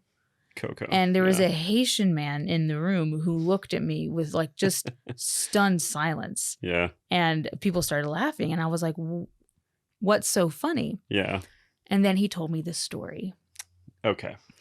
So then this Haitian man told me the story of this American. I think she was American. It was someone who didn't speak Haitian. Right. She was in Haiti. Mm-hmm. And she really wanted chocolate. Yeah. But she didn't know the word. She didn't know the Haitian word for chocolate. And so she just kind of naturally assumed it was cocoa, because cocoa is a very common word for chocolate. The cocoa plant. Everyone kind of knows what that means. Yeah, cocoa. And so she's going along the streets of Haiti, going to these different little street shops and things like that, saying, "Hey, do you have cocoa?" And she was saying, she knew enough Haitian to say the phrase mueble coco, which is I want cocoa, or ou besoin coco, you have cocoa, or I think that's you need cocoa. I don't know. Anyway, she knew enough to ask. Right. And every time she'd ask she'd ask for cocoa, they would just look at her. They'd either look at her like they were just shocked, they would back away, or they'd just start laughing. Mm-hmm. And she did this to a couple people. Like, they'd start laughing at her. She'd say, "Okay, I don't know what's going on." So she'd go to the next person, and they'd look at her like, "Oh no, that's so like no," and they'd just freak out, and they'd just leave her alone. Mm-hmm. She finally came across a good Samaritan who she asked. She said, "Do you have cocoa? I want cocoa, ou besoin cocoa," things like that. Yeah. And she this person started laughing, and she said, "What's so funny? Yeah. Like, why does everyone keep laughing at me?" Mm-hmm. And he said, "Do you know what cocoa means?" And she said, "No, what does it mean?" And she said, and this woman said, "It means vagina." And so she had gone around, asking people in Haitian, "You want vagina? I need vagina. Do you have vagina?" Get away from you, pervert. I know, it's bad. And so this story was told to me. So I never said cocoa again while I lived in Haiti. Like, that's going to go on the no word list. Just say hot chocolate, or just say chocolate. Yeah. They'll know what you mean. And so that story was told to me. It's a bit of a vulgar story, and at least you were spared the same embarrassment of. Oh, I know. I only made the mistake when I was in a small group of people. Yeah. I didn't just go around the streets of Haiti just shouting, "Yep, mueve like coco." Like, yeah, this is bad. I'm sure everyone in the area is like, remember when that like really crazy like American lesbian was walking around? Like, So no wonder people were laughing at her, or just absolutely shocked. Yeah, just decided to back away from her, like this crazy woman. Yep. That's that's super funny. So yeah, and there's definitely a language barrier going on. Yeah. Luckily, my friend Mark, who lived in Haiti, and he's the one who got me in contact when I moved to Haiti. Yeah. He also had moved back to Haiti, and we were teaching at the same school. Okay. Yeah. And he could speak fluent Haitian. Okay. Yeah. And so luckily he translated a lot. That's good. And whenever he went to the store, I went with him. Like, "You going to the store? Okay, good. I'll go too." Yeah. Yeah. Well, anyway. Okay. So sorry, I'm thinking of a lot of your Haiti stories now. There's a lot. Yes. We won't have enough time to share them all, but no. But another good one that I think you should share is there was someone in a group that you were with that spoke fluent Creole, but y'all got stopped by like the Haitian police. Mm-hmm. Tell us about that. So I'll preface this by saying that the Haitian police have a reputation of being a bit corrupt. Yeah, to say it mildly. Yeah, they're very military. Help me say this word, militaristic. Yeah. Did I say that correctly? Yeah, Okay, yeah. good. I have a hard time with my R's sometimes. But yeah, so Haitian police, their presence is feared, and Right, yeah. people don't feel safer when they're around necessarily. Right. So a group of us, it's very common for people to pay off the police. Right, yeah. And a group of us, a bunch of white American girls, Yeah. were in a car, and the girl who was driving, whose car it belonged to. Cars are very expensive there. Yeah. And because they have to be imported. Right. And we had come back. We were driving back from some kind of event we had just gone to, and she had just bought the car, so she was definitely a long-term missionary there, and so she was there for a good while. Okay. She had just bought the car, and we were driving, and the Haitian police stopped us, and we thought, oh great, here we go. It's Haitian police seeing just a car full of these white American girls. Yeah. They're here to take advantage of us. They're going to tow the car. They're going to try to suck us dry of as much money. Sure. I don't know we don't know what they were doing. Yeah. And so this guy came up to the window, and he said, and of course all this takes place in Haitian. It was later translated to me. Yeah. And he basically said that her tags were wrong. Okay. And she said, she kind of politely argued, no, they're not. Here's my registration. Here's this and this and that. And he was very, very, very, very, very insistent that they were wrong. Yeah. And we were all of us were pretty ready to step out of the car, and they were going to tow the car away. We were going to have to go to the police station and get the car back, and it was just going to be this huge ordeal. Yeah. They were just taking advantage of us. And it was the Haitian police carry around. It's very common for them to carry around these giant guns just across their back. I don't know if AR-15s or AK-47s. I don't know what they were. Yeah, I don't know. But they carry these around. So there's a group of them. There's not just one police officer. I think there's a group of them behind us, like just chit-chatting, and then one of them comes up to us, and we're like, oh my gosh, we're gonna be in so much trouble. And luckily we worked at a school, and the public relations person at the school, who was also American, she happened to be dating the police officer that trained the other police officers. Okay. He's some kind of instructor. He's definitely high up in the police force for sure. Yeah. And so we called her to call him to come down here. We were trying to get our way out of this. Yeah. And because we were sure that we were correct. They were just taking advantage of us. Yeah. So she calls him. He comes down there, and he's chatting with us, and he talks to his police officers. He's talking. And we don't know what he's saying to these guys, because they go behind the car, and he's talking to them. So he could be saying all kinds of stuff. He could be saying, listen, these white people are just dumb and stupid. They don't know what they're doing. Just let them go. I don't know what he's saying. They're saying. I don't know what he's saying to try to get us off. And so the boyfriend comes back to the window, and he says, listen, he's correct. You read your title, something about the car wrong, is wrong, and he has every right to stop you and tow it away. He said, but I've convinced him to let you guys go. And we're like, oh, thank goodness. And then he says, I recommend that you pay him as a thank you for letting just pay him. And we were like, okay, yeah, we'll pay him. And so we all try to gather up all the cash we have and pay him off, and to let us go. Essentially, we took advantage of the system. We paid him off to let him go, but it was, I was never in fear for my life or anything like that. It was just kind of a funny situation. There were times that you do kind of fear for your life, especially during the year of all the protests. And the gang violence, the protesting and stuff like that. I know during that year, some teachers had tried going to the grocery store. Which was a bad idea at the time, because there were such large protests and there were gunshots everywhere, and they had to turn around and come back. But I wasn't in the car at the time. I was too much of a wuss, I suppose. I stayed home. Too smart. I stayed home and I was like, y'all can go risk your lives for some food. I'm going to stay here. Listen, man, I like rice and beans as much as the next guy, but not that much. So, the police force is a bit scary. Yeah. Sometimes. Well, okay, so that brings up another, perhaps one of the highlights of your time there. So at the school you were teaching at, I know that there was a lot of the students there were came from very affluent Haitian families Mm-hmm. where, their more wealthy parents are sending them to this expensive American school to get them ready to go to American universities and all that. Yeah. One of those students, though, at your school was the son of the Haitian president, Yes. correct? Mm-hmm. Okay. Tell us about that. Yeah. So that was my first year there. I taught there for 2 years. And my first year, I taught kindergarten.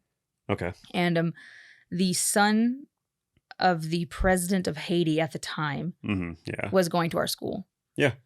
So that was interesting because his bodyguards would hang out in the parking lot all day while he went to school. Yeah. Yeah. And you just see his bodyguards hanging out with their AK-47s, just hanging out talking while he Just chilling. just chilling. And they were like the kindergarten class was upstairs. Yeah. And there was a balcony and everything, and I'd walk out of class and look down in the parking lot, and there they were, just hanging out with their AK-47s, just chit-chatting and laughing. That's cool. All day long, just talking to the school guards. Yeah. Yeah. And so that was interesting. And it was one time I was chosen as a chaperone for the senior trip that year. And the senior trip is you hike up a mountain and stay at this really sketchy kind of weird cabin up at the top of the mountain. And it's weird. I mean, it was fine, but it was weird. Yeah. And then you hike back down. Mm-hmm. And I was chosen as a chaperone. There were like 4 chaperones. And I think I wasn't really chosen. They asked if I wanted to go, and me being the adventurer was like, hey, yeah, I'll go. Like, yeah, sure, why not? Sure, why not? And so we were hiking up there, and the audience has to know that I'm a very anxious person. A very, very anxious person. Yeah. And I'm paranoid, worry about everything. I have worst case scenarios. I play the worst case scenario game in my head all the time. The what if, what am I going to do with this situation? Yeah. I mean, you being a cop. Oh, yeah. We play that game professionally all the time. So I just play that. I've played that game ever since I was like 5 years old. So that's just my life. Good. Yeah. And so why I decided to move to one of the more dangerous countries in the world, I don't know. I don't know. But I did. You're an enigma. You know how difficult it is to be such an anxious person, but to want adventure so much, and to have those two things clash constantly in your mind. Yeah. It's very difficult to live with. But anyway, so here I am hiking up this mountain. Yeah. And we start as a group. Yeah. A tight group. And then, as the hike, it's a huge hike. Yeah. And so as the hike goes on, the group kind of spreads out. And so I'm walking with just like 2 or 3 students. Mm-hmm. By the time we get there, well, on the way there, I'm in a very unfamiliar situation. Right. I am the adult of this small group that I'm with. I am the adult. But I'm also not familiar with this area at all. So I don't feel like I feel like I should be in charge, but I don't feel like I could be in charge. Yeah. Like the students were more familiar with the surroundings than I was. So I had to trust them a little more than I could trust myself. Right. And we would pass. It was a very peaceful walk in hindsight. Like nothing happened. But in my mind, I'm thinking all this stuff could happen. Sure. Yeah. Because we passed by along this giant hike, we passed through these villages. Yeah. Cute, lovely, like just mountainside villages. And when I say villages, they truly were like villages, like these huts, kids playing with chickens outside, and soup and stuff cooking in the pot, and goats marching through, and women with these giant like baskets of bananas on their heads. It's really funny. So, go on. Quick pause in the hiking with the Haitian president's son story. Mm-hmm. The goats. So I know that goats are a big deal there. Mm-hmm. Talk about that a little bit. Well, the goats are. This is what I heard. Okay. There are goats. Goats can roam and do whatever they want to. Because it's well known that the goats, you don't mess with a goat that's not yours. Right. Because the owner of that goat could have put a curse on the goats. Yes. So you want to avoid goat curses. And that's why, and correct me if I'm wrong, I know you've told me these stories before, but like even in like Port-au-Prince, like in the city, like the capital of Haiti, there's just goats. Oh, there's goats everywhere. Just like run around town and are in the streets. And, yeah. Like nobody does anything about them because they don't want to touch them and be cursed. They're cursed. And, yeah, exactly. So there are goats everywhere. Okay. Everywhere. So goats just roaming about like people. So essentially. And so then there's these goats just hiking up this mountain doing this Okay, thing. cool. And that's an interesting detail I thought we should mention. Yeah. and it's funny because I thought I was in shape before before this hike, and a few of us were sitting there just dog tired. There are these set of steps going up this mountain. I think, gosh, correct me if I'm wrong, anybody who knows what I'm talking about. The devil's stairs, or the devil's something or other, like they were just super, super steep and really tough. Someone else called them the stairways to hell. I don't know. They're just really, really steep. Yeah. And so I'm dog tired, and these seniors, these young fit seniors, 18-year-olds are dog tired as well. So we're all sitting on the side of this trail in the middle of these steps, just breathing hard. Oh man, we're so tired. Yeah. And these like 80-year-old women, Haitian women, are with like tons, like pounds and pounds of bananas on top of their head, are walking past us up these mountains, laughing their heads off at us. Yeah. They've got like the calves the size of like NFL football players, and these 80-year-old women are walking past us, just laughing at these. Yeah. Well, I'm sure they're doing that hike daily, and they have been for decades. I was so jealous. I was like, goodness gracious, they're strong. Yeah. They're laughing at us, and we deserved it. We were. we were so weak compared to them. Anyway, so we're hiking up this mountain, and I'm back to my anxiety. Yeah. I'm in a very unfamiliar place. I don't feel well equipped to defend myself in any way. I don't know these villages we're passing through. I don't know if they're safe. I don't know who these people are. Yeah. We're very much in civilian clothes. They are not. Right. We look like we have money. Yeah. It's not that uncommon for people who look like they have money to be kidnapped for ransom in Haiti. Yes. It happens. It happens frequently. So I'm thinking, I'm going through my worst case scenarios in my head. What if this? What if that? Yeah. What if we get kidnapped? What will I do? And my anxiety is just kind of going through the roof as we're hiking up this mountain. Right. And at the time, the president's son was also kind of in our group. And his bodyguards obviously came with us. Yeah. And his bodyguards dressed up in civilian clothes. The only difference was that they were carrying their AK-47s on their back. Nice. Just hiking up the mountain. And so I'm hiking, and I'm going through these worst case scenarios in my head, and I'm thinking, and I look at these guys, these bodyguards, and I'm like, oh, they've got their AK-47s. So if anything goes down, we're perfectly fine. Right. Like they got their AK-47s. And then I realized, oh, they're not here for me. They are only here for the president's son. They're interested in protecting one person and one person. Yeah, only. so I realized that if anything goes down, they will throw me to the wolves to save him. So my anxiety was high, and then it was calm, and then it went just straight high again. I was like, oh dang it, we're not safe at all. Yep. But in hindsight, we were perfectly safe. We were perfectly fine. Right. Yeah. It's still an interesting thought process to realize, like, Yeah. Well, maybe it'll be a good deterrent, but if it really goes down, then I'm done. I'm on my own. I realize I'm on my own. So, but it was a fun hike. It was tough, but we went up there. It was about an 8-hour hike, and that was an experience. The mountain. We got to the cabin at the top of the mountain, and this man at the top of this mountain is weird. I don't remember his name, but he's not black. I couldn't tell you if he was Haitian or not. If he was born or raised in Haiti.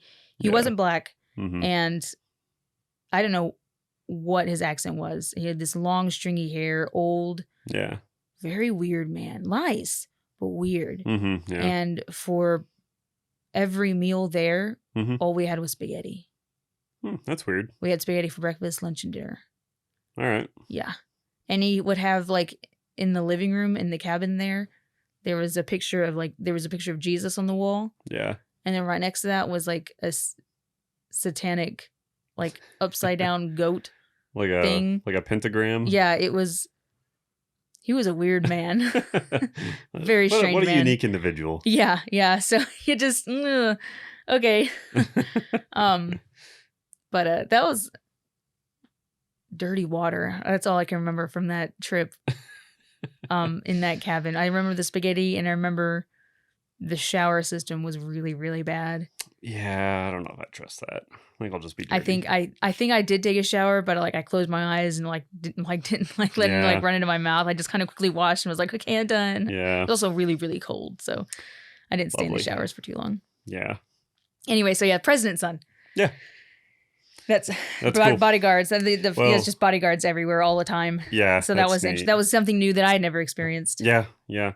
Well, and then I guess another fun fact to note is shortly after you ended up leaving Haiti, which we'll get into that, the president at the time, whose son was there, he was actually assassinated, which is it's always notable when the president of a country gets assassinated. That doesn't happen, all the time. But yeah, I remember hearing about that in the news, and it's just wild stuff going on in Haiti still right now, but especially back then. Well, tell us a little bit about that. Kind of like tell us about the end of your time in Haiti. So the end of my time in Haiti. Yes. Crazy stuff. So my first year in Haiti was calm, apparently, for the country itself. Because my friend Mark, growing up in Haiti, he said comparatively, my first year, my personal first year was really calm. Like there were protests, but not really too many to note. Yeah. And but my second year, there were tons of riots, tons of protests going on. Yeah. Yeah. And see, what had happened was we had apparently 20 years ago, and this is just from what I heard. Right. So the facts could be take them or leave them. Yeah. This is just what I'd heard. Haiti had borrowed money from Venezuela 20 years ago, 25 years ago, however long ago. Why you would ever borrow money from Venezuela, I don't know. I don't know. But anyway, Venezuela said, sure, we'll give you money as long as you pay us back in 20 years. Okay. And Haiti promised to use the money to build their infrastructure and to make their country better and to help their people and do all this stuff. Right. So 20 years goes by, and my second year of teaching, Venezuela asks for their money back. Yeah. I said, hey, 20 years has gone by. Where's our money? Haiti, the Haitian government didn't have the money. Right. And didn't use the money the way they promised, and had essentially just pocketed the money. Yeah. Yeah. Well, the Haitian people found out about this, and they were pissed. Rightfully so. Rightfully so. They were super angry. Yeah, no doubt. So giant riots just broke out all over the country. Yeah. Huge protests, giant riots, violence. Yes. And it got so bad that they had to cancel school for a while. I want to say about 2 weeks or so. I don't know if that's exactly correct. Yeah. I remember when they canceled school, I remember thinking, no school. I mean, it's kind of like having a snow day there. All right, cool, no school. And you stay home, watch Netflix for the day, and then you go back to school. Yeah. So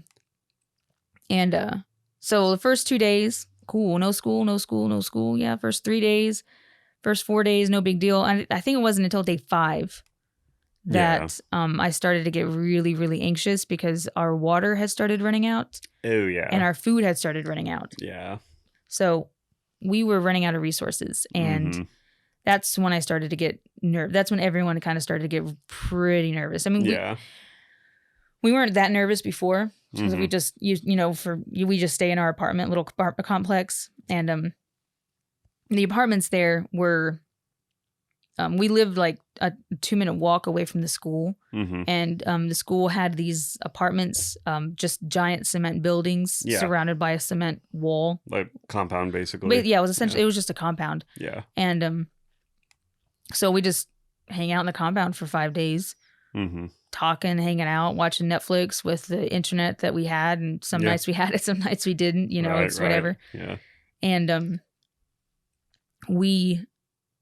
our water supply was underground. Yeah. And you'd have to use electricity to pump up the water from the ground to the cisterns on top of the roof. Yeah. And through those cisterns, the water would come down to your apartment and use it to shower, use it for the sink or anything like that. Right. Well, the water there were water trucks that would come to our compound, and these were common all around Haiti. So water trucks would come, fill up the water underground so that water could be pumped up to the roofs. Okay. Well, because of all these protests and riots, the water trucks couldn't make their routes. Right. And so we ran out of water. And we also had Culligan gallons of water, Okay. like that was drinkable that Yeah, we would yeah. use, but those weren't being delivered. And we couldn't go to the grocery store because the streets were too dangerous. Yeah. I think a couple of teachers had tried. They were going to walk to the local grocery store down the road, the sketchy one, Yeah. the sketchy grocery store. The nice one you had to drive, but the sketchy one you could. I mean, if you're real desperate for food, you go to the sketchy grocery store. Right. And you'd walk. We were. I mean, I wasn't a part of this group, but they were walking, and there was a local little rundown bar. Yeah. Right at the end of the street. And some teachers were walking past that bar, and the bar owners were like, "You don't want to go. You don't want to keep going." Like they stopped them. It was like, "You don't want to keep going. It's there. They've got a protest up there, and it's pretty bad. It's pretty dangerous. So you might want to turn back." So they couldn't go to the grocery store up there, and a couple of teachers had just said, "Screw it. We're gonna get in the car. We're gonna go to the grocery store up the road." Yeah. And they drove through some protests, and gunshots, boom, boom, boom, started going off, and so they had to quickly turn around and come back. I know that because my roommate was one of the teachers that went. I wasn't. Yeah. My roommate was one of the teachers that went, and she, of course, immediately got her cell phone out and started recording. Yeah. And so she showed me that video when she got back, and it was gunshots going off. So they turned around and came back. They said, "Nope, we're not doing this." So our water supply was running low. Our food supply was running low. Yeah. The electricity was going on and off. Like, you never knew when it was going to work. And it was super, super hot in Haiti. Yeah. So we didn't, and ACs were like, they were really, really expensive to get an AC in your apartment. Right. So you just had to use fans. Yeah. And those are really, really expensive. Yeah. But you buy a fan and that's all you have for the night. But the electricity, because the protests were just kind of going on and off, and we would run off of generators, but it just got bad. And sometimes the electricity would go out and you wouldn't have any fans to keep you cool to keep you cool at night. Yeah.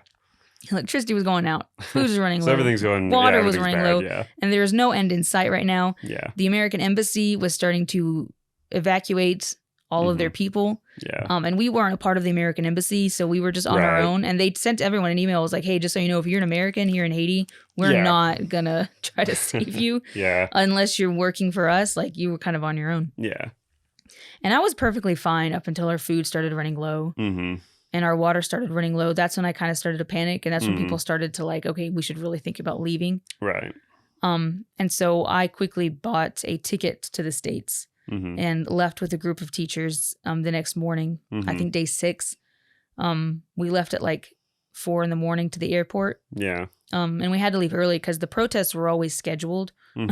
Yeah. They always started at a certain time during the day, but we left really early, and we had a really good chauffeur who made sure to take back roads and take a route to the airport that we weren't going to get caught up with some dangerous protests or riots going on. That's smart. So we made it to the airport, and of course the airport was super, super crowded with everyone trying to leave. And the plane ticket was expensive because I bought it the day before, but I needed to get out. We needed to get out. Yeah. And there was no telling when school was going to be open again.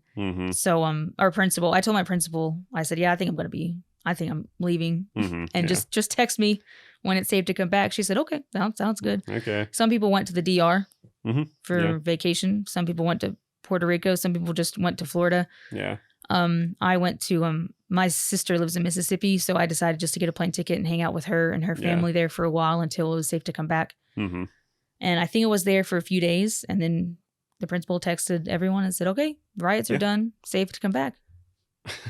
So I went back. Okay. Yeah. It was crazy. It was a crazy time. Yeah. To be basically quarantined in your apartment. This was pre-COVID. Yeah. So I had never been quarantined for anything before, and I was stuck in my apartment for 5 days, food running low, and it was scary. And I thought, as an American, I don't speak fluent Haitian. I don't have the resources. Right. It was a little scary. Well, I'm sure. So you go back, and then you stay for a little longer, and then Well, tell us about that. You go back, and then how much longer do you stay in Haiti? Well, I have to try to think of. I don't really remember when that happened. I know I only lived there for 2 years, and all that happened my second year. And so when I came back, I stayed till the end of the school year. Okay, for sure. Okay. I don't remember what time of the year all that took place. Sure. Yeah. It was just a busy year. It sounds like. Yeah. So you go back, finish out the school year. and then ultimately make the decision to not stay another year, right? Yeah, and Okay. really wasn't because of the protests and stuff. Right. I wasn't sure if I was going to stay longer than 2 years. Mm-hmm. And when the director of the school sat me down and asked if I was staying, I said that I wasn't because there were just other things that I wanted to do in life. Yeah. That I couldn't really do in Haiti. Mm-hmm. So that was kind of just the biggest reason. Yeah. And I think at the time my need for adventure was done. Temporarily satisfied. Yeah, I was temporarily satisfied. So I was like, okay, I think I'm done. I think I'm ready to go back and go on to another adventure. Sure. Do something else. And so I at the end of the 2 years, I decided to leave after escaping protests. Yeah. And risking my life on the back of a stranger's motorcycle and hiking up the highway to hell and being an illegal immigrant smuggled into the country, which is a story I didn't tell. Oh gosh. But yeah. So that could be its own episode too. Yeah, that's a special vacation to the Dominican Republic. I always do that, man. The Dominican Republic, and I had. Suffice it to say, it was a mix up with my passport, and I ended up being snuck back into Haiti illegally. Yeah, it was a weird vacation. Yeah. So all of that, 2 years worth, and it was an adventure. Haiti again is a beautiful country, but it's also wrought with its own problems. Yeah. Oh, clearly. Yeah. Yeah. Which is a shame because it has such a beautiful history. Yeah. That it should be proud of. I mean, its beginning, they should be proud of that beginning. Yeah. It's a lot like America's beginning. You know, you fight for independence and you win. Yeah. And they were the first predominantly black nation to do that. And they are very proud people and they should be proud. Yeah. Unfortunately, they followed that up with deforestation and corruption. Yeah. That's what I was going to say is, like every great country that ultimately is ruined, it's ruined by corrupt politicians. Yeah, yeah. And, I do feel bad for them because when they did win their independence, the world was still very, very racist. And so nobody helped them. Yeah, not a lot of support. Not a lot of support at all. In fact, I think more countries were trying to reverse that. And they did not have any support. They were in huge amounts of debt and things like that. Unlike America, we weren't in the best shape either. But, we at least had support from France and different countries, and we were we were just fighting for independence from Britain, but this was a black people in a very racist world who just won their independence from France, and so they weren't getting any help at all. So you got to give them credit where credit is due. That fight they won was a good fight, well fought, and they won, and they deserved their independence for sure. But they didn't have any help at the beginning. Of course, that's no excuse for the way it's run today. The politicians today are corrupt and things like that. It's just an ongoing problem everywhere. Yeah, but they I hate to say this, but they've just gone downhill. Since then. Oh yeah, no doubt. There are beautiful things to say about the country with a proud history and a beautiful environment outside of the capital. Great economy, but they are in kind of an earthquake zone. Yeah. They're an earthquake zone. They're politically corrupt and they're extremely poor with gang violence galore. Yeah. It's Overrun just with trash and goats. Yeah, so. And it's just bad. All the beautiful parts of that country just seem to be very overshadowed with all of the turmoil and stuff going on. Yeah. Shame. It is a shame, but I ended up leaving there and moving to Mississippi. Cool. So you end up leaving Haiti. Kind of close that chapter and you move back to Mississippi and you start teaching there, correct? Yeah, I start teaching there. And I moved to Mississippi because it's weird coming back after you've lived overseas for 2 years. Yeah. It's weird coming back to the States because you're kind of in a reverse culture shock situation. Yeah, I could see that. And coming back from living in a third world country to to a first world country like the United States. Yeah. And just kind of going through what I went through. I'm not comparing myself to people who have like true PTSD or anything like that, but there is a little bit of PTSD going on. I'm sure. And I'm having to deal with the peace that I suddenly have. Yeah, it'd just be a weird transition. The fact that I don't have to lock up my computer every night. Oh, yeah. In my cabinets because, you know, burglary is very common in Haiti. And I knew I locked my computer up every single night. Yeah. And I had a lot of equipment. Like I had a lot of video equipment there too. So I had thousands and thousands of dollars worth of equipment that I brought to Haiti. Yeah. And fortunately, I protected and brought every piece of equipment back with me unharmed. But I'd lock it up every single night in my bedroom cabinets, lock my bedroom door, you know, lock the apartment door. And the apartment was locked behind a gate. Yeah. But then burglary, I mean, stuff still happened. One of my teacher's apartments was broken into, and her computer was stolen. So anyway, I locked up my computer every night, and then coming back to the States, it was very, very difficult for me to leave my computer out on the living room table. Because it was just very, very hard for me to do that. I thought I have to lock it up. I have to lock it up. I have to lock it up. And that's not huge PTSD, but there was that sense of like just little tiny things here and there that I couldn't get over. Yeah. Yeah, for sure. But I moved to Mississippi because I didn't want to go back to Dallas. I felt like going back to Dallas would be kind of like backtracking in life for some reason. Like, I had this adventure. And then I just go back to the way my life was before. Yeah. Like that was very difficult for me to just imagine and bring myself to do. But I didn't want to live in Haiti anymore. So I moved to a different place. Yeah. I moved to Mississippi because I've never lived in Mississippi. So it was still an adventure, but my sister was there. So there was enough familiar people for me to kind of help get over that culture shock and just... Yeah, I'm sure that helped the transition. It did. So, I lived there for about less than a year. And that was 2019 is when I moved back to the States.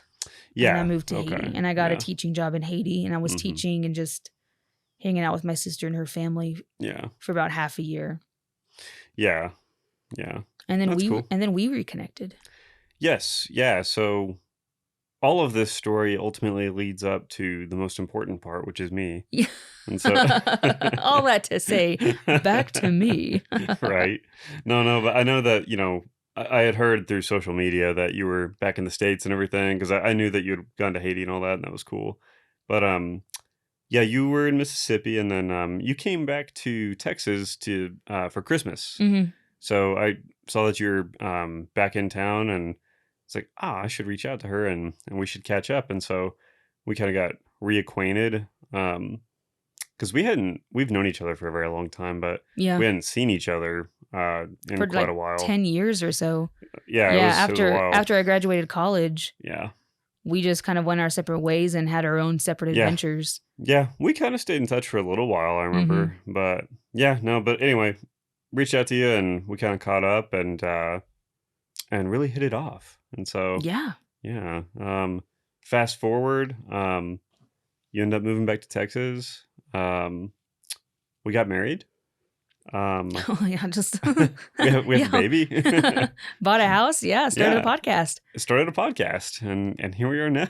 Yeah, so. That's it in a nutshell. So after moving back to the States, my life moved pretty fast. Yeah. We did like a lot of big like life achievements, like really quick. Yeah. Well, and I think to note, because I moved back to the States in 2019. And we started dating in 2020, the January of 2020. Yeah. And we were dating for about 3 months. And I came to Texas for spring break. Came to Texas for spring break. Yeah, that's right. To hang out with you and to see my parents and stuff. Mainly to hang out with you. Yeah. And sorry, Mom and Dad. And and then COVID hit. Yeah, COVID was spring a new break thing. Week. Yeah. So I was set to leave. I was going to fly back to Mississippi. Yeah.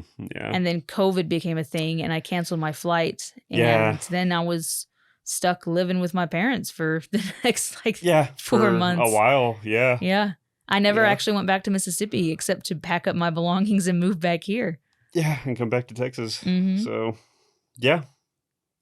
Which I know that, I had gone to Mississippi at one point just to go visit you while you Yeah. were there.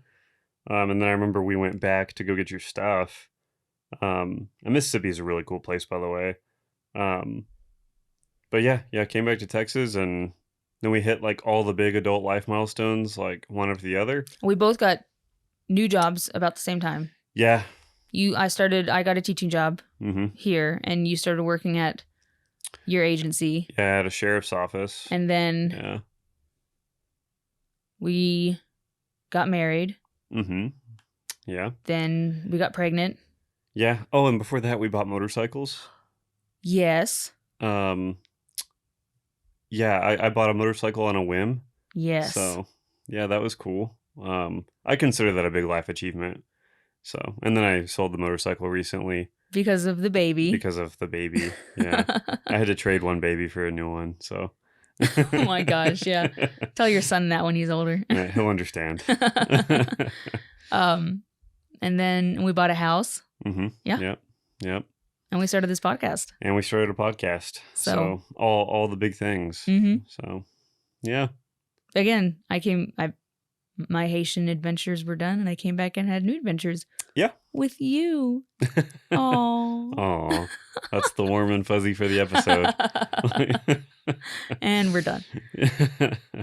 Man, that's a lot of life. Yeah, that's essentially my story in a very compressed nutshell. In a very compressed nutshell. Again, Yeah.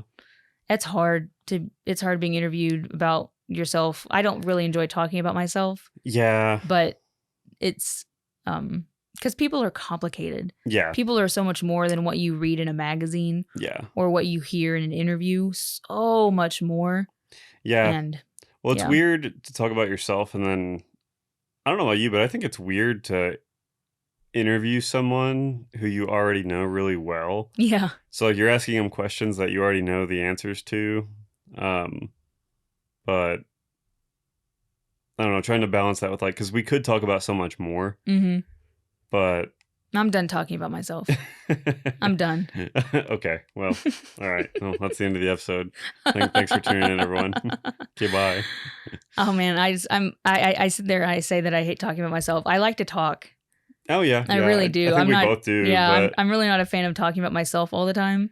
Well, I'm glad that you agreed to sit down for an interview, because you're an important part of the podcast group. Yeah, and so it wouldn't exist without me. That's true. I'm just joking. Well, no, you're actually correct, because I know that I and Jones and Fisher and Jace, none of us know how to do the technical stuff that you do. And so it legitimately wouldn't exist without you. And I want everyone to know that this is I learn on the fly. We all do. So yeah. I am learning all this on the fly. Again, we all do. There's a reason why people major in audio engineering. Yeah. That is a very complicated subject that I am learning. Mm-hmm. I'm trying to learn via YouTube, via Googling, and it's really difficult. So any mistakes that you see, like visual or audio mistakes of anything, like that's all me. Yeah. It's my mistake. Anything that goes wrong is Ashley's fault. Anything that goes wrong with this podcast is my fault entirely. So just everyone needs to know that. And everyone needs to know that I'm trying. I'm learning on the fly. And I'm trying to make every episode better, technically better every single time. It's been super fun so far. So I'm glad, because it hasn't been always so much fun for me. Well, yeah, I should clarify. It's been fun for me. I get to sit back and all I have to do is talk and spew my horrible ideas to the world. No. So. Meanwhile, I'm behind the computer panicking, making sure the audio is working and this and that and this and that. Yeah. People don't know, but the first episode with Jones, we shot it, and that was the first time. So we had played with the equipment. Yeah. That was the first time we had actually, this was it. This was the moment. Yeah, this is. And so we recorded everything, and I was behind the computer, and I thought it all sounded great. Mm-hmm. And Jones left, and then I started editing it, and I realized that something had happened with one of the microphones, and it didn't pick up half of the episode. Yeah. Or there was this weird clicking sound that I couldn't get rid of him. Yeah. Oh my gosh. And Hunter can tell you, I had a panic attack. I was freaking out about bad. It was really bad. He had to calm me down. That's a fun fact about our first episode, though, is that the last, I think 10 or 15 minutes of that episode was not recorded on the same day that like the first however long was Yeah. recorded, because we basically had to reach back out to Jones and be like, hey, Could we don't you know come why. back? Yeah, we don't know why, but the end of the audio in this episode is horrible and it's super distorted. Yeah. So can we like re-record it? So we showed up the next evening. In the same clothes. We wore the same clothes, and like we tried to make it as similar as possible, and then we went back and figured out what we were talking about towards the end there, where the audio started to mess up, and we just started talking about that again, and we finished it out as best we could and stitched it together, and I thought it turned out pretty good. Yeah, it's pretty seamless, but yeah, little does everyone know that I have about had a panic. That whole episode was almost ruined. I about had a panic attack. It was bad. We were just having all sorts of audio issues, but it's been a lot of learning on the fly, learning on my part. So it's been that way for all of us. I apologize in advance for any technical mistakes, visual or audio things, because I'm still learning about all this stuff. And I don't know. I think all the messed up things that we do on this podcast just make it more genuine. It's just better that way. Right. We're raw. Yeah, that's a good way to put it. I'm too much of a perfectionist, and for that, anyway. Well, is there anything else that you would like to add before we close out episode 10.3? Gosh, I'm done talking about myself. I'm done. I'm tired. Okay. Well, I've got a lot of things to say. Just generally, I've got opinions. Yeah. But we won't get into that. Spare the audience. I'm done talking about myself, and I'm gonna go back behind the scenes and start doing. There's a reason why I'm behind the camera kind of person. Well. So. All right. Appreciate you sharing. Yeah. I guess we're gonna call it an episode. A quick reminder: our challenge still stands. If you can name the name of the song, the name of the Ghosts of Gray County song that we pull music from to use at the end of each of our episodes, reach out to us on Facebook or at our email address and give us the name of that song. First person to give it to us could be eligible for a pretty cool prize. What is the prize? It's a surprise. Oh my gosh. So. It's a surprise. That was really cheesy. Thanks. And with that, we're going to call it an episode. Thanks for tuning in.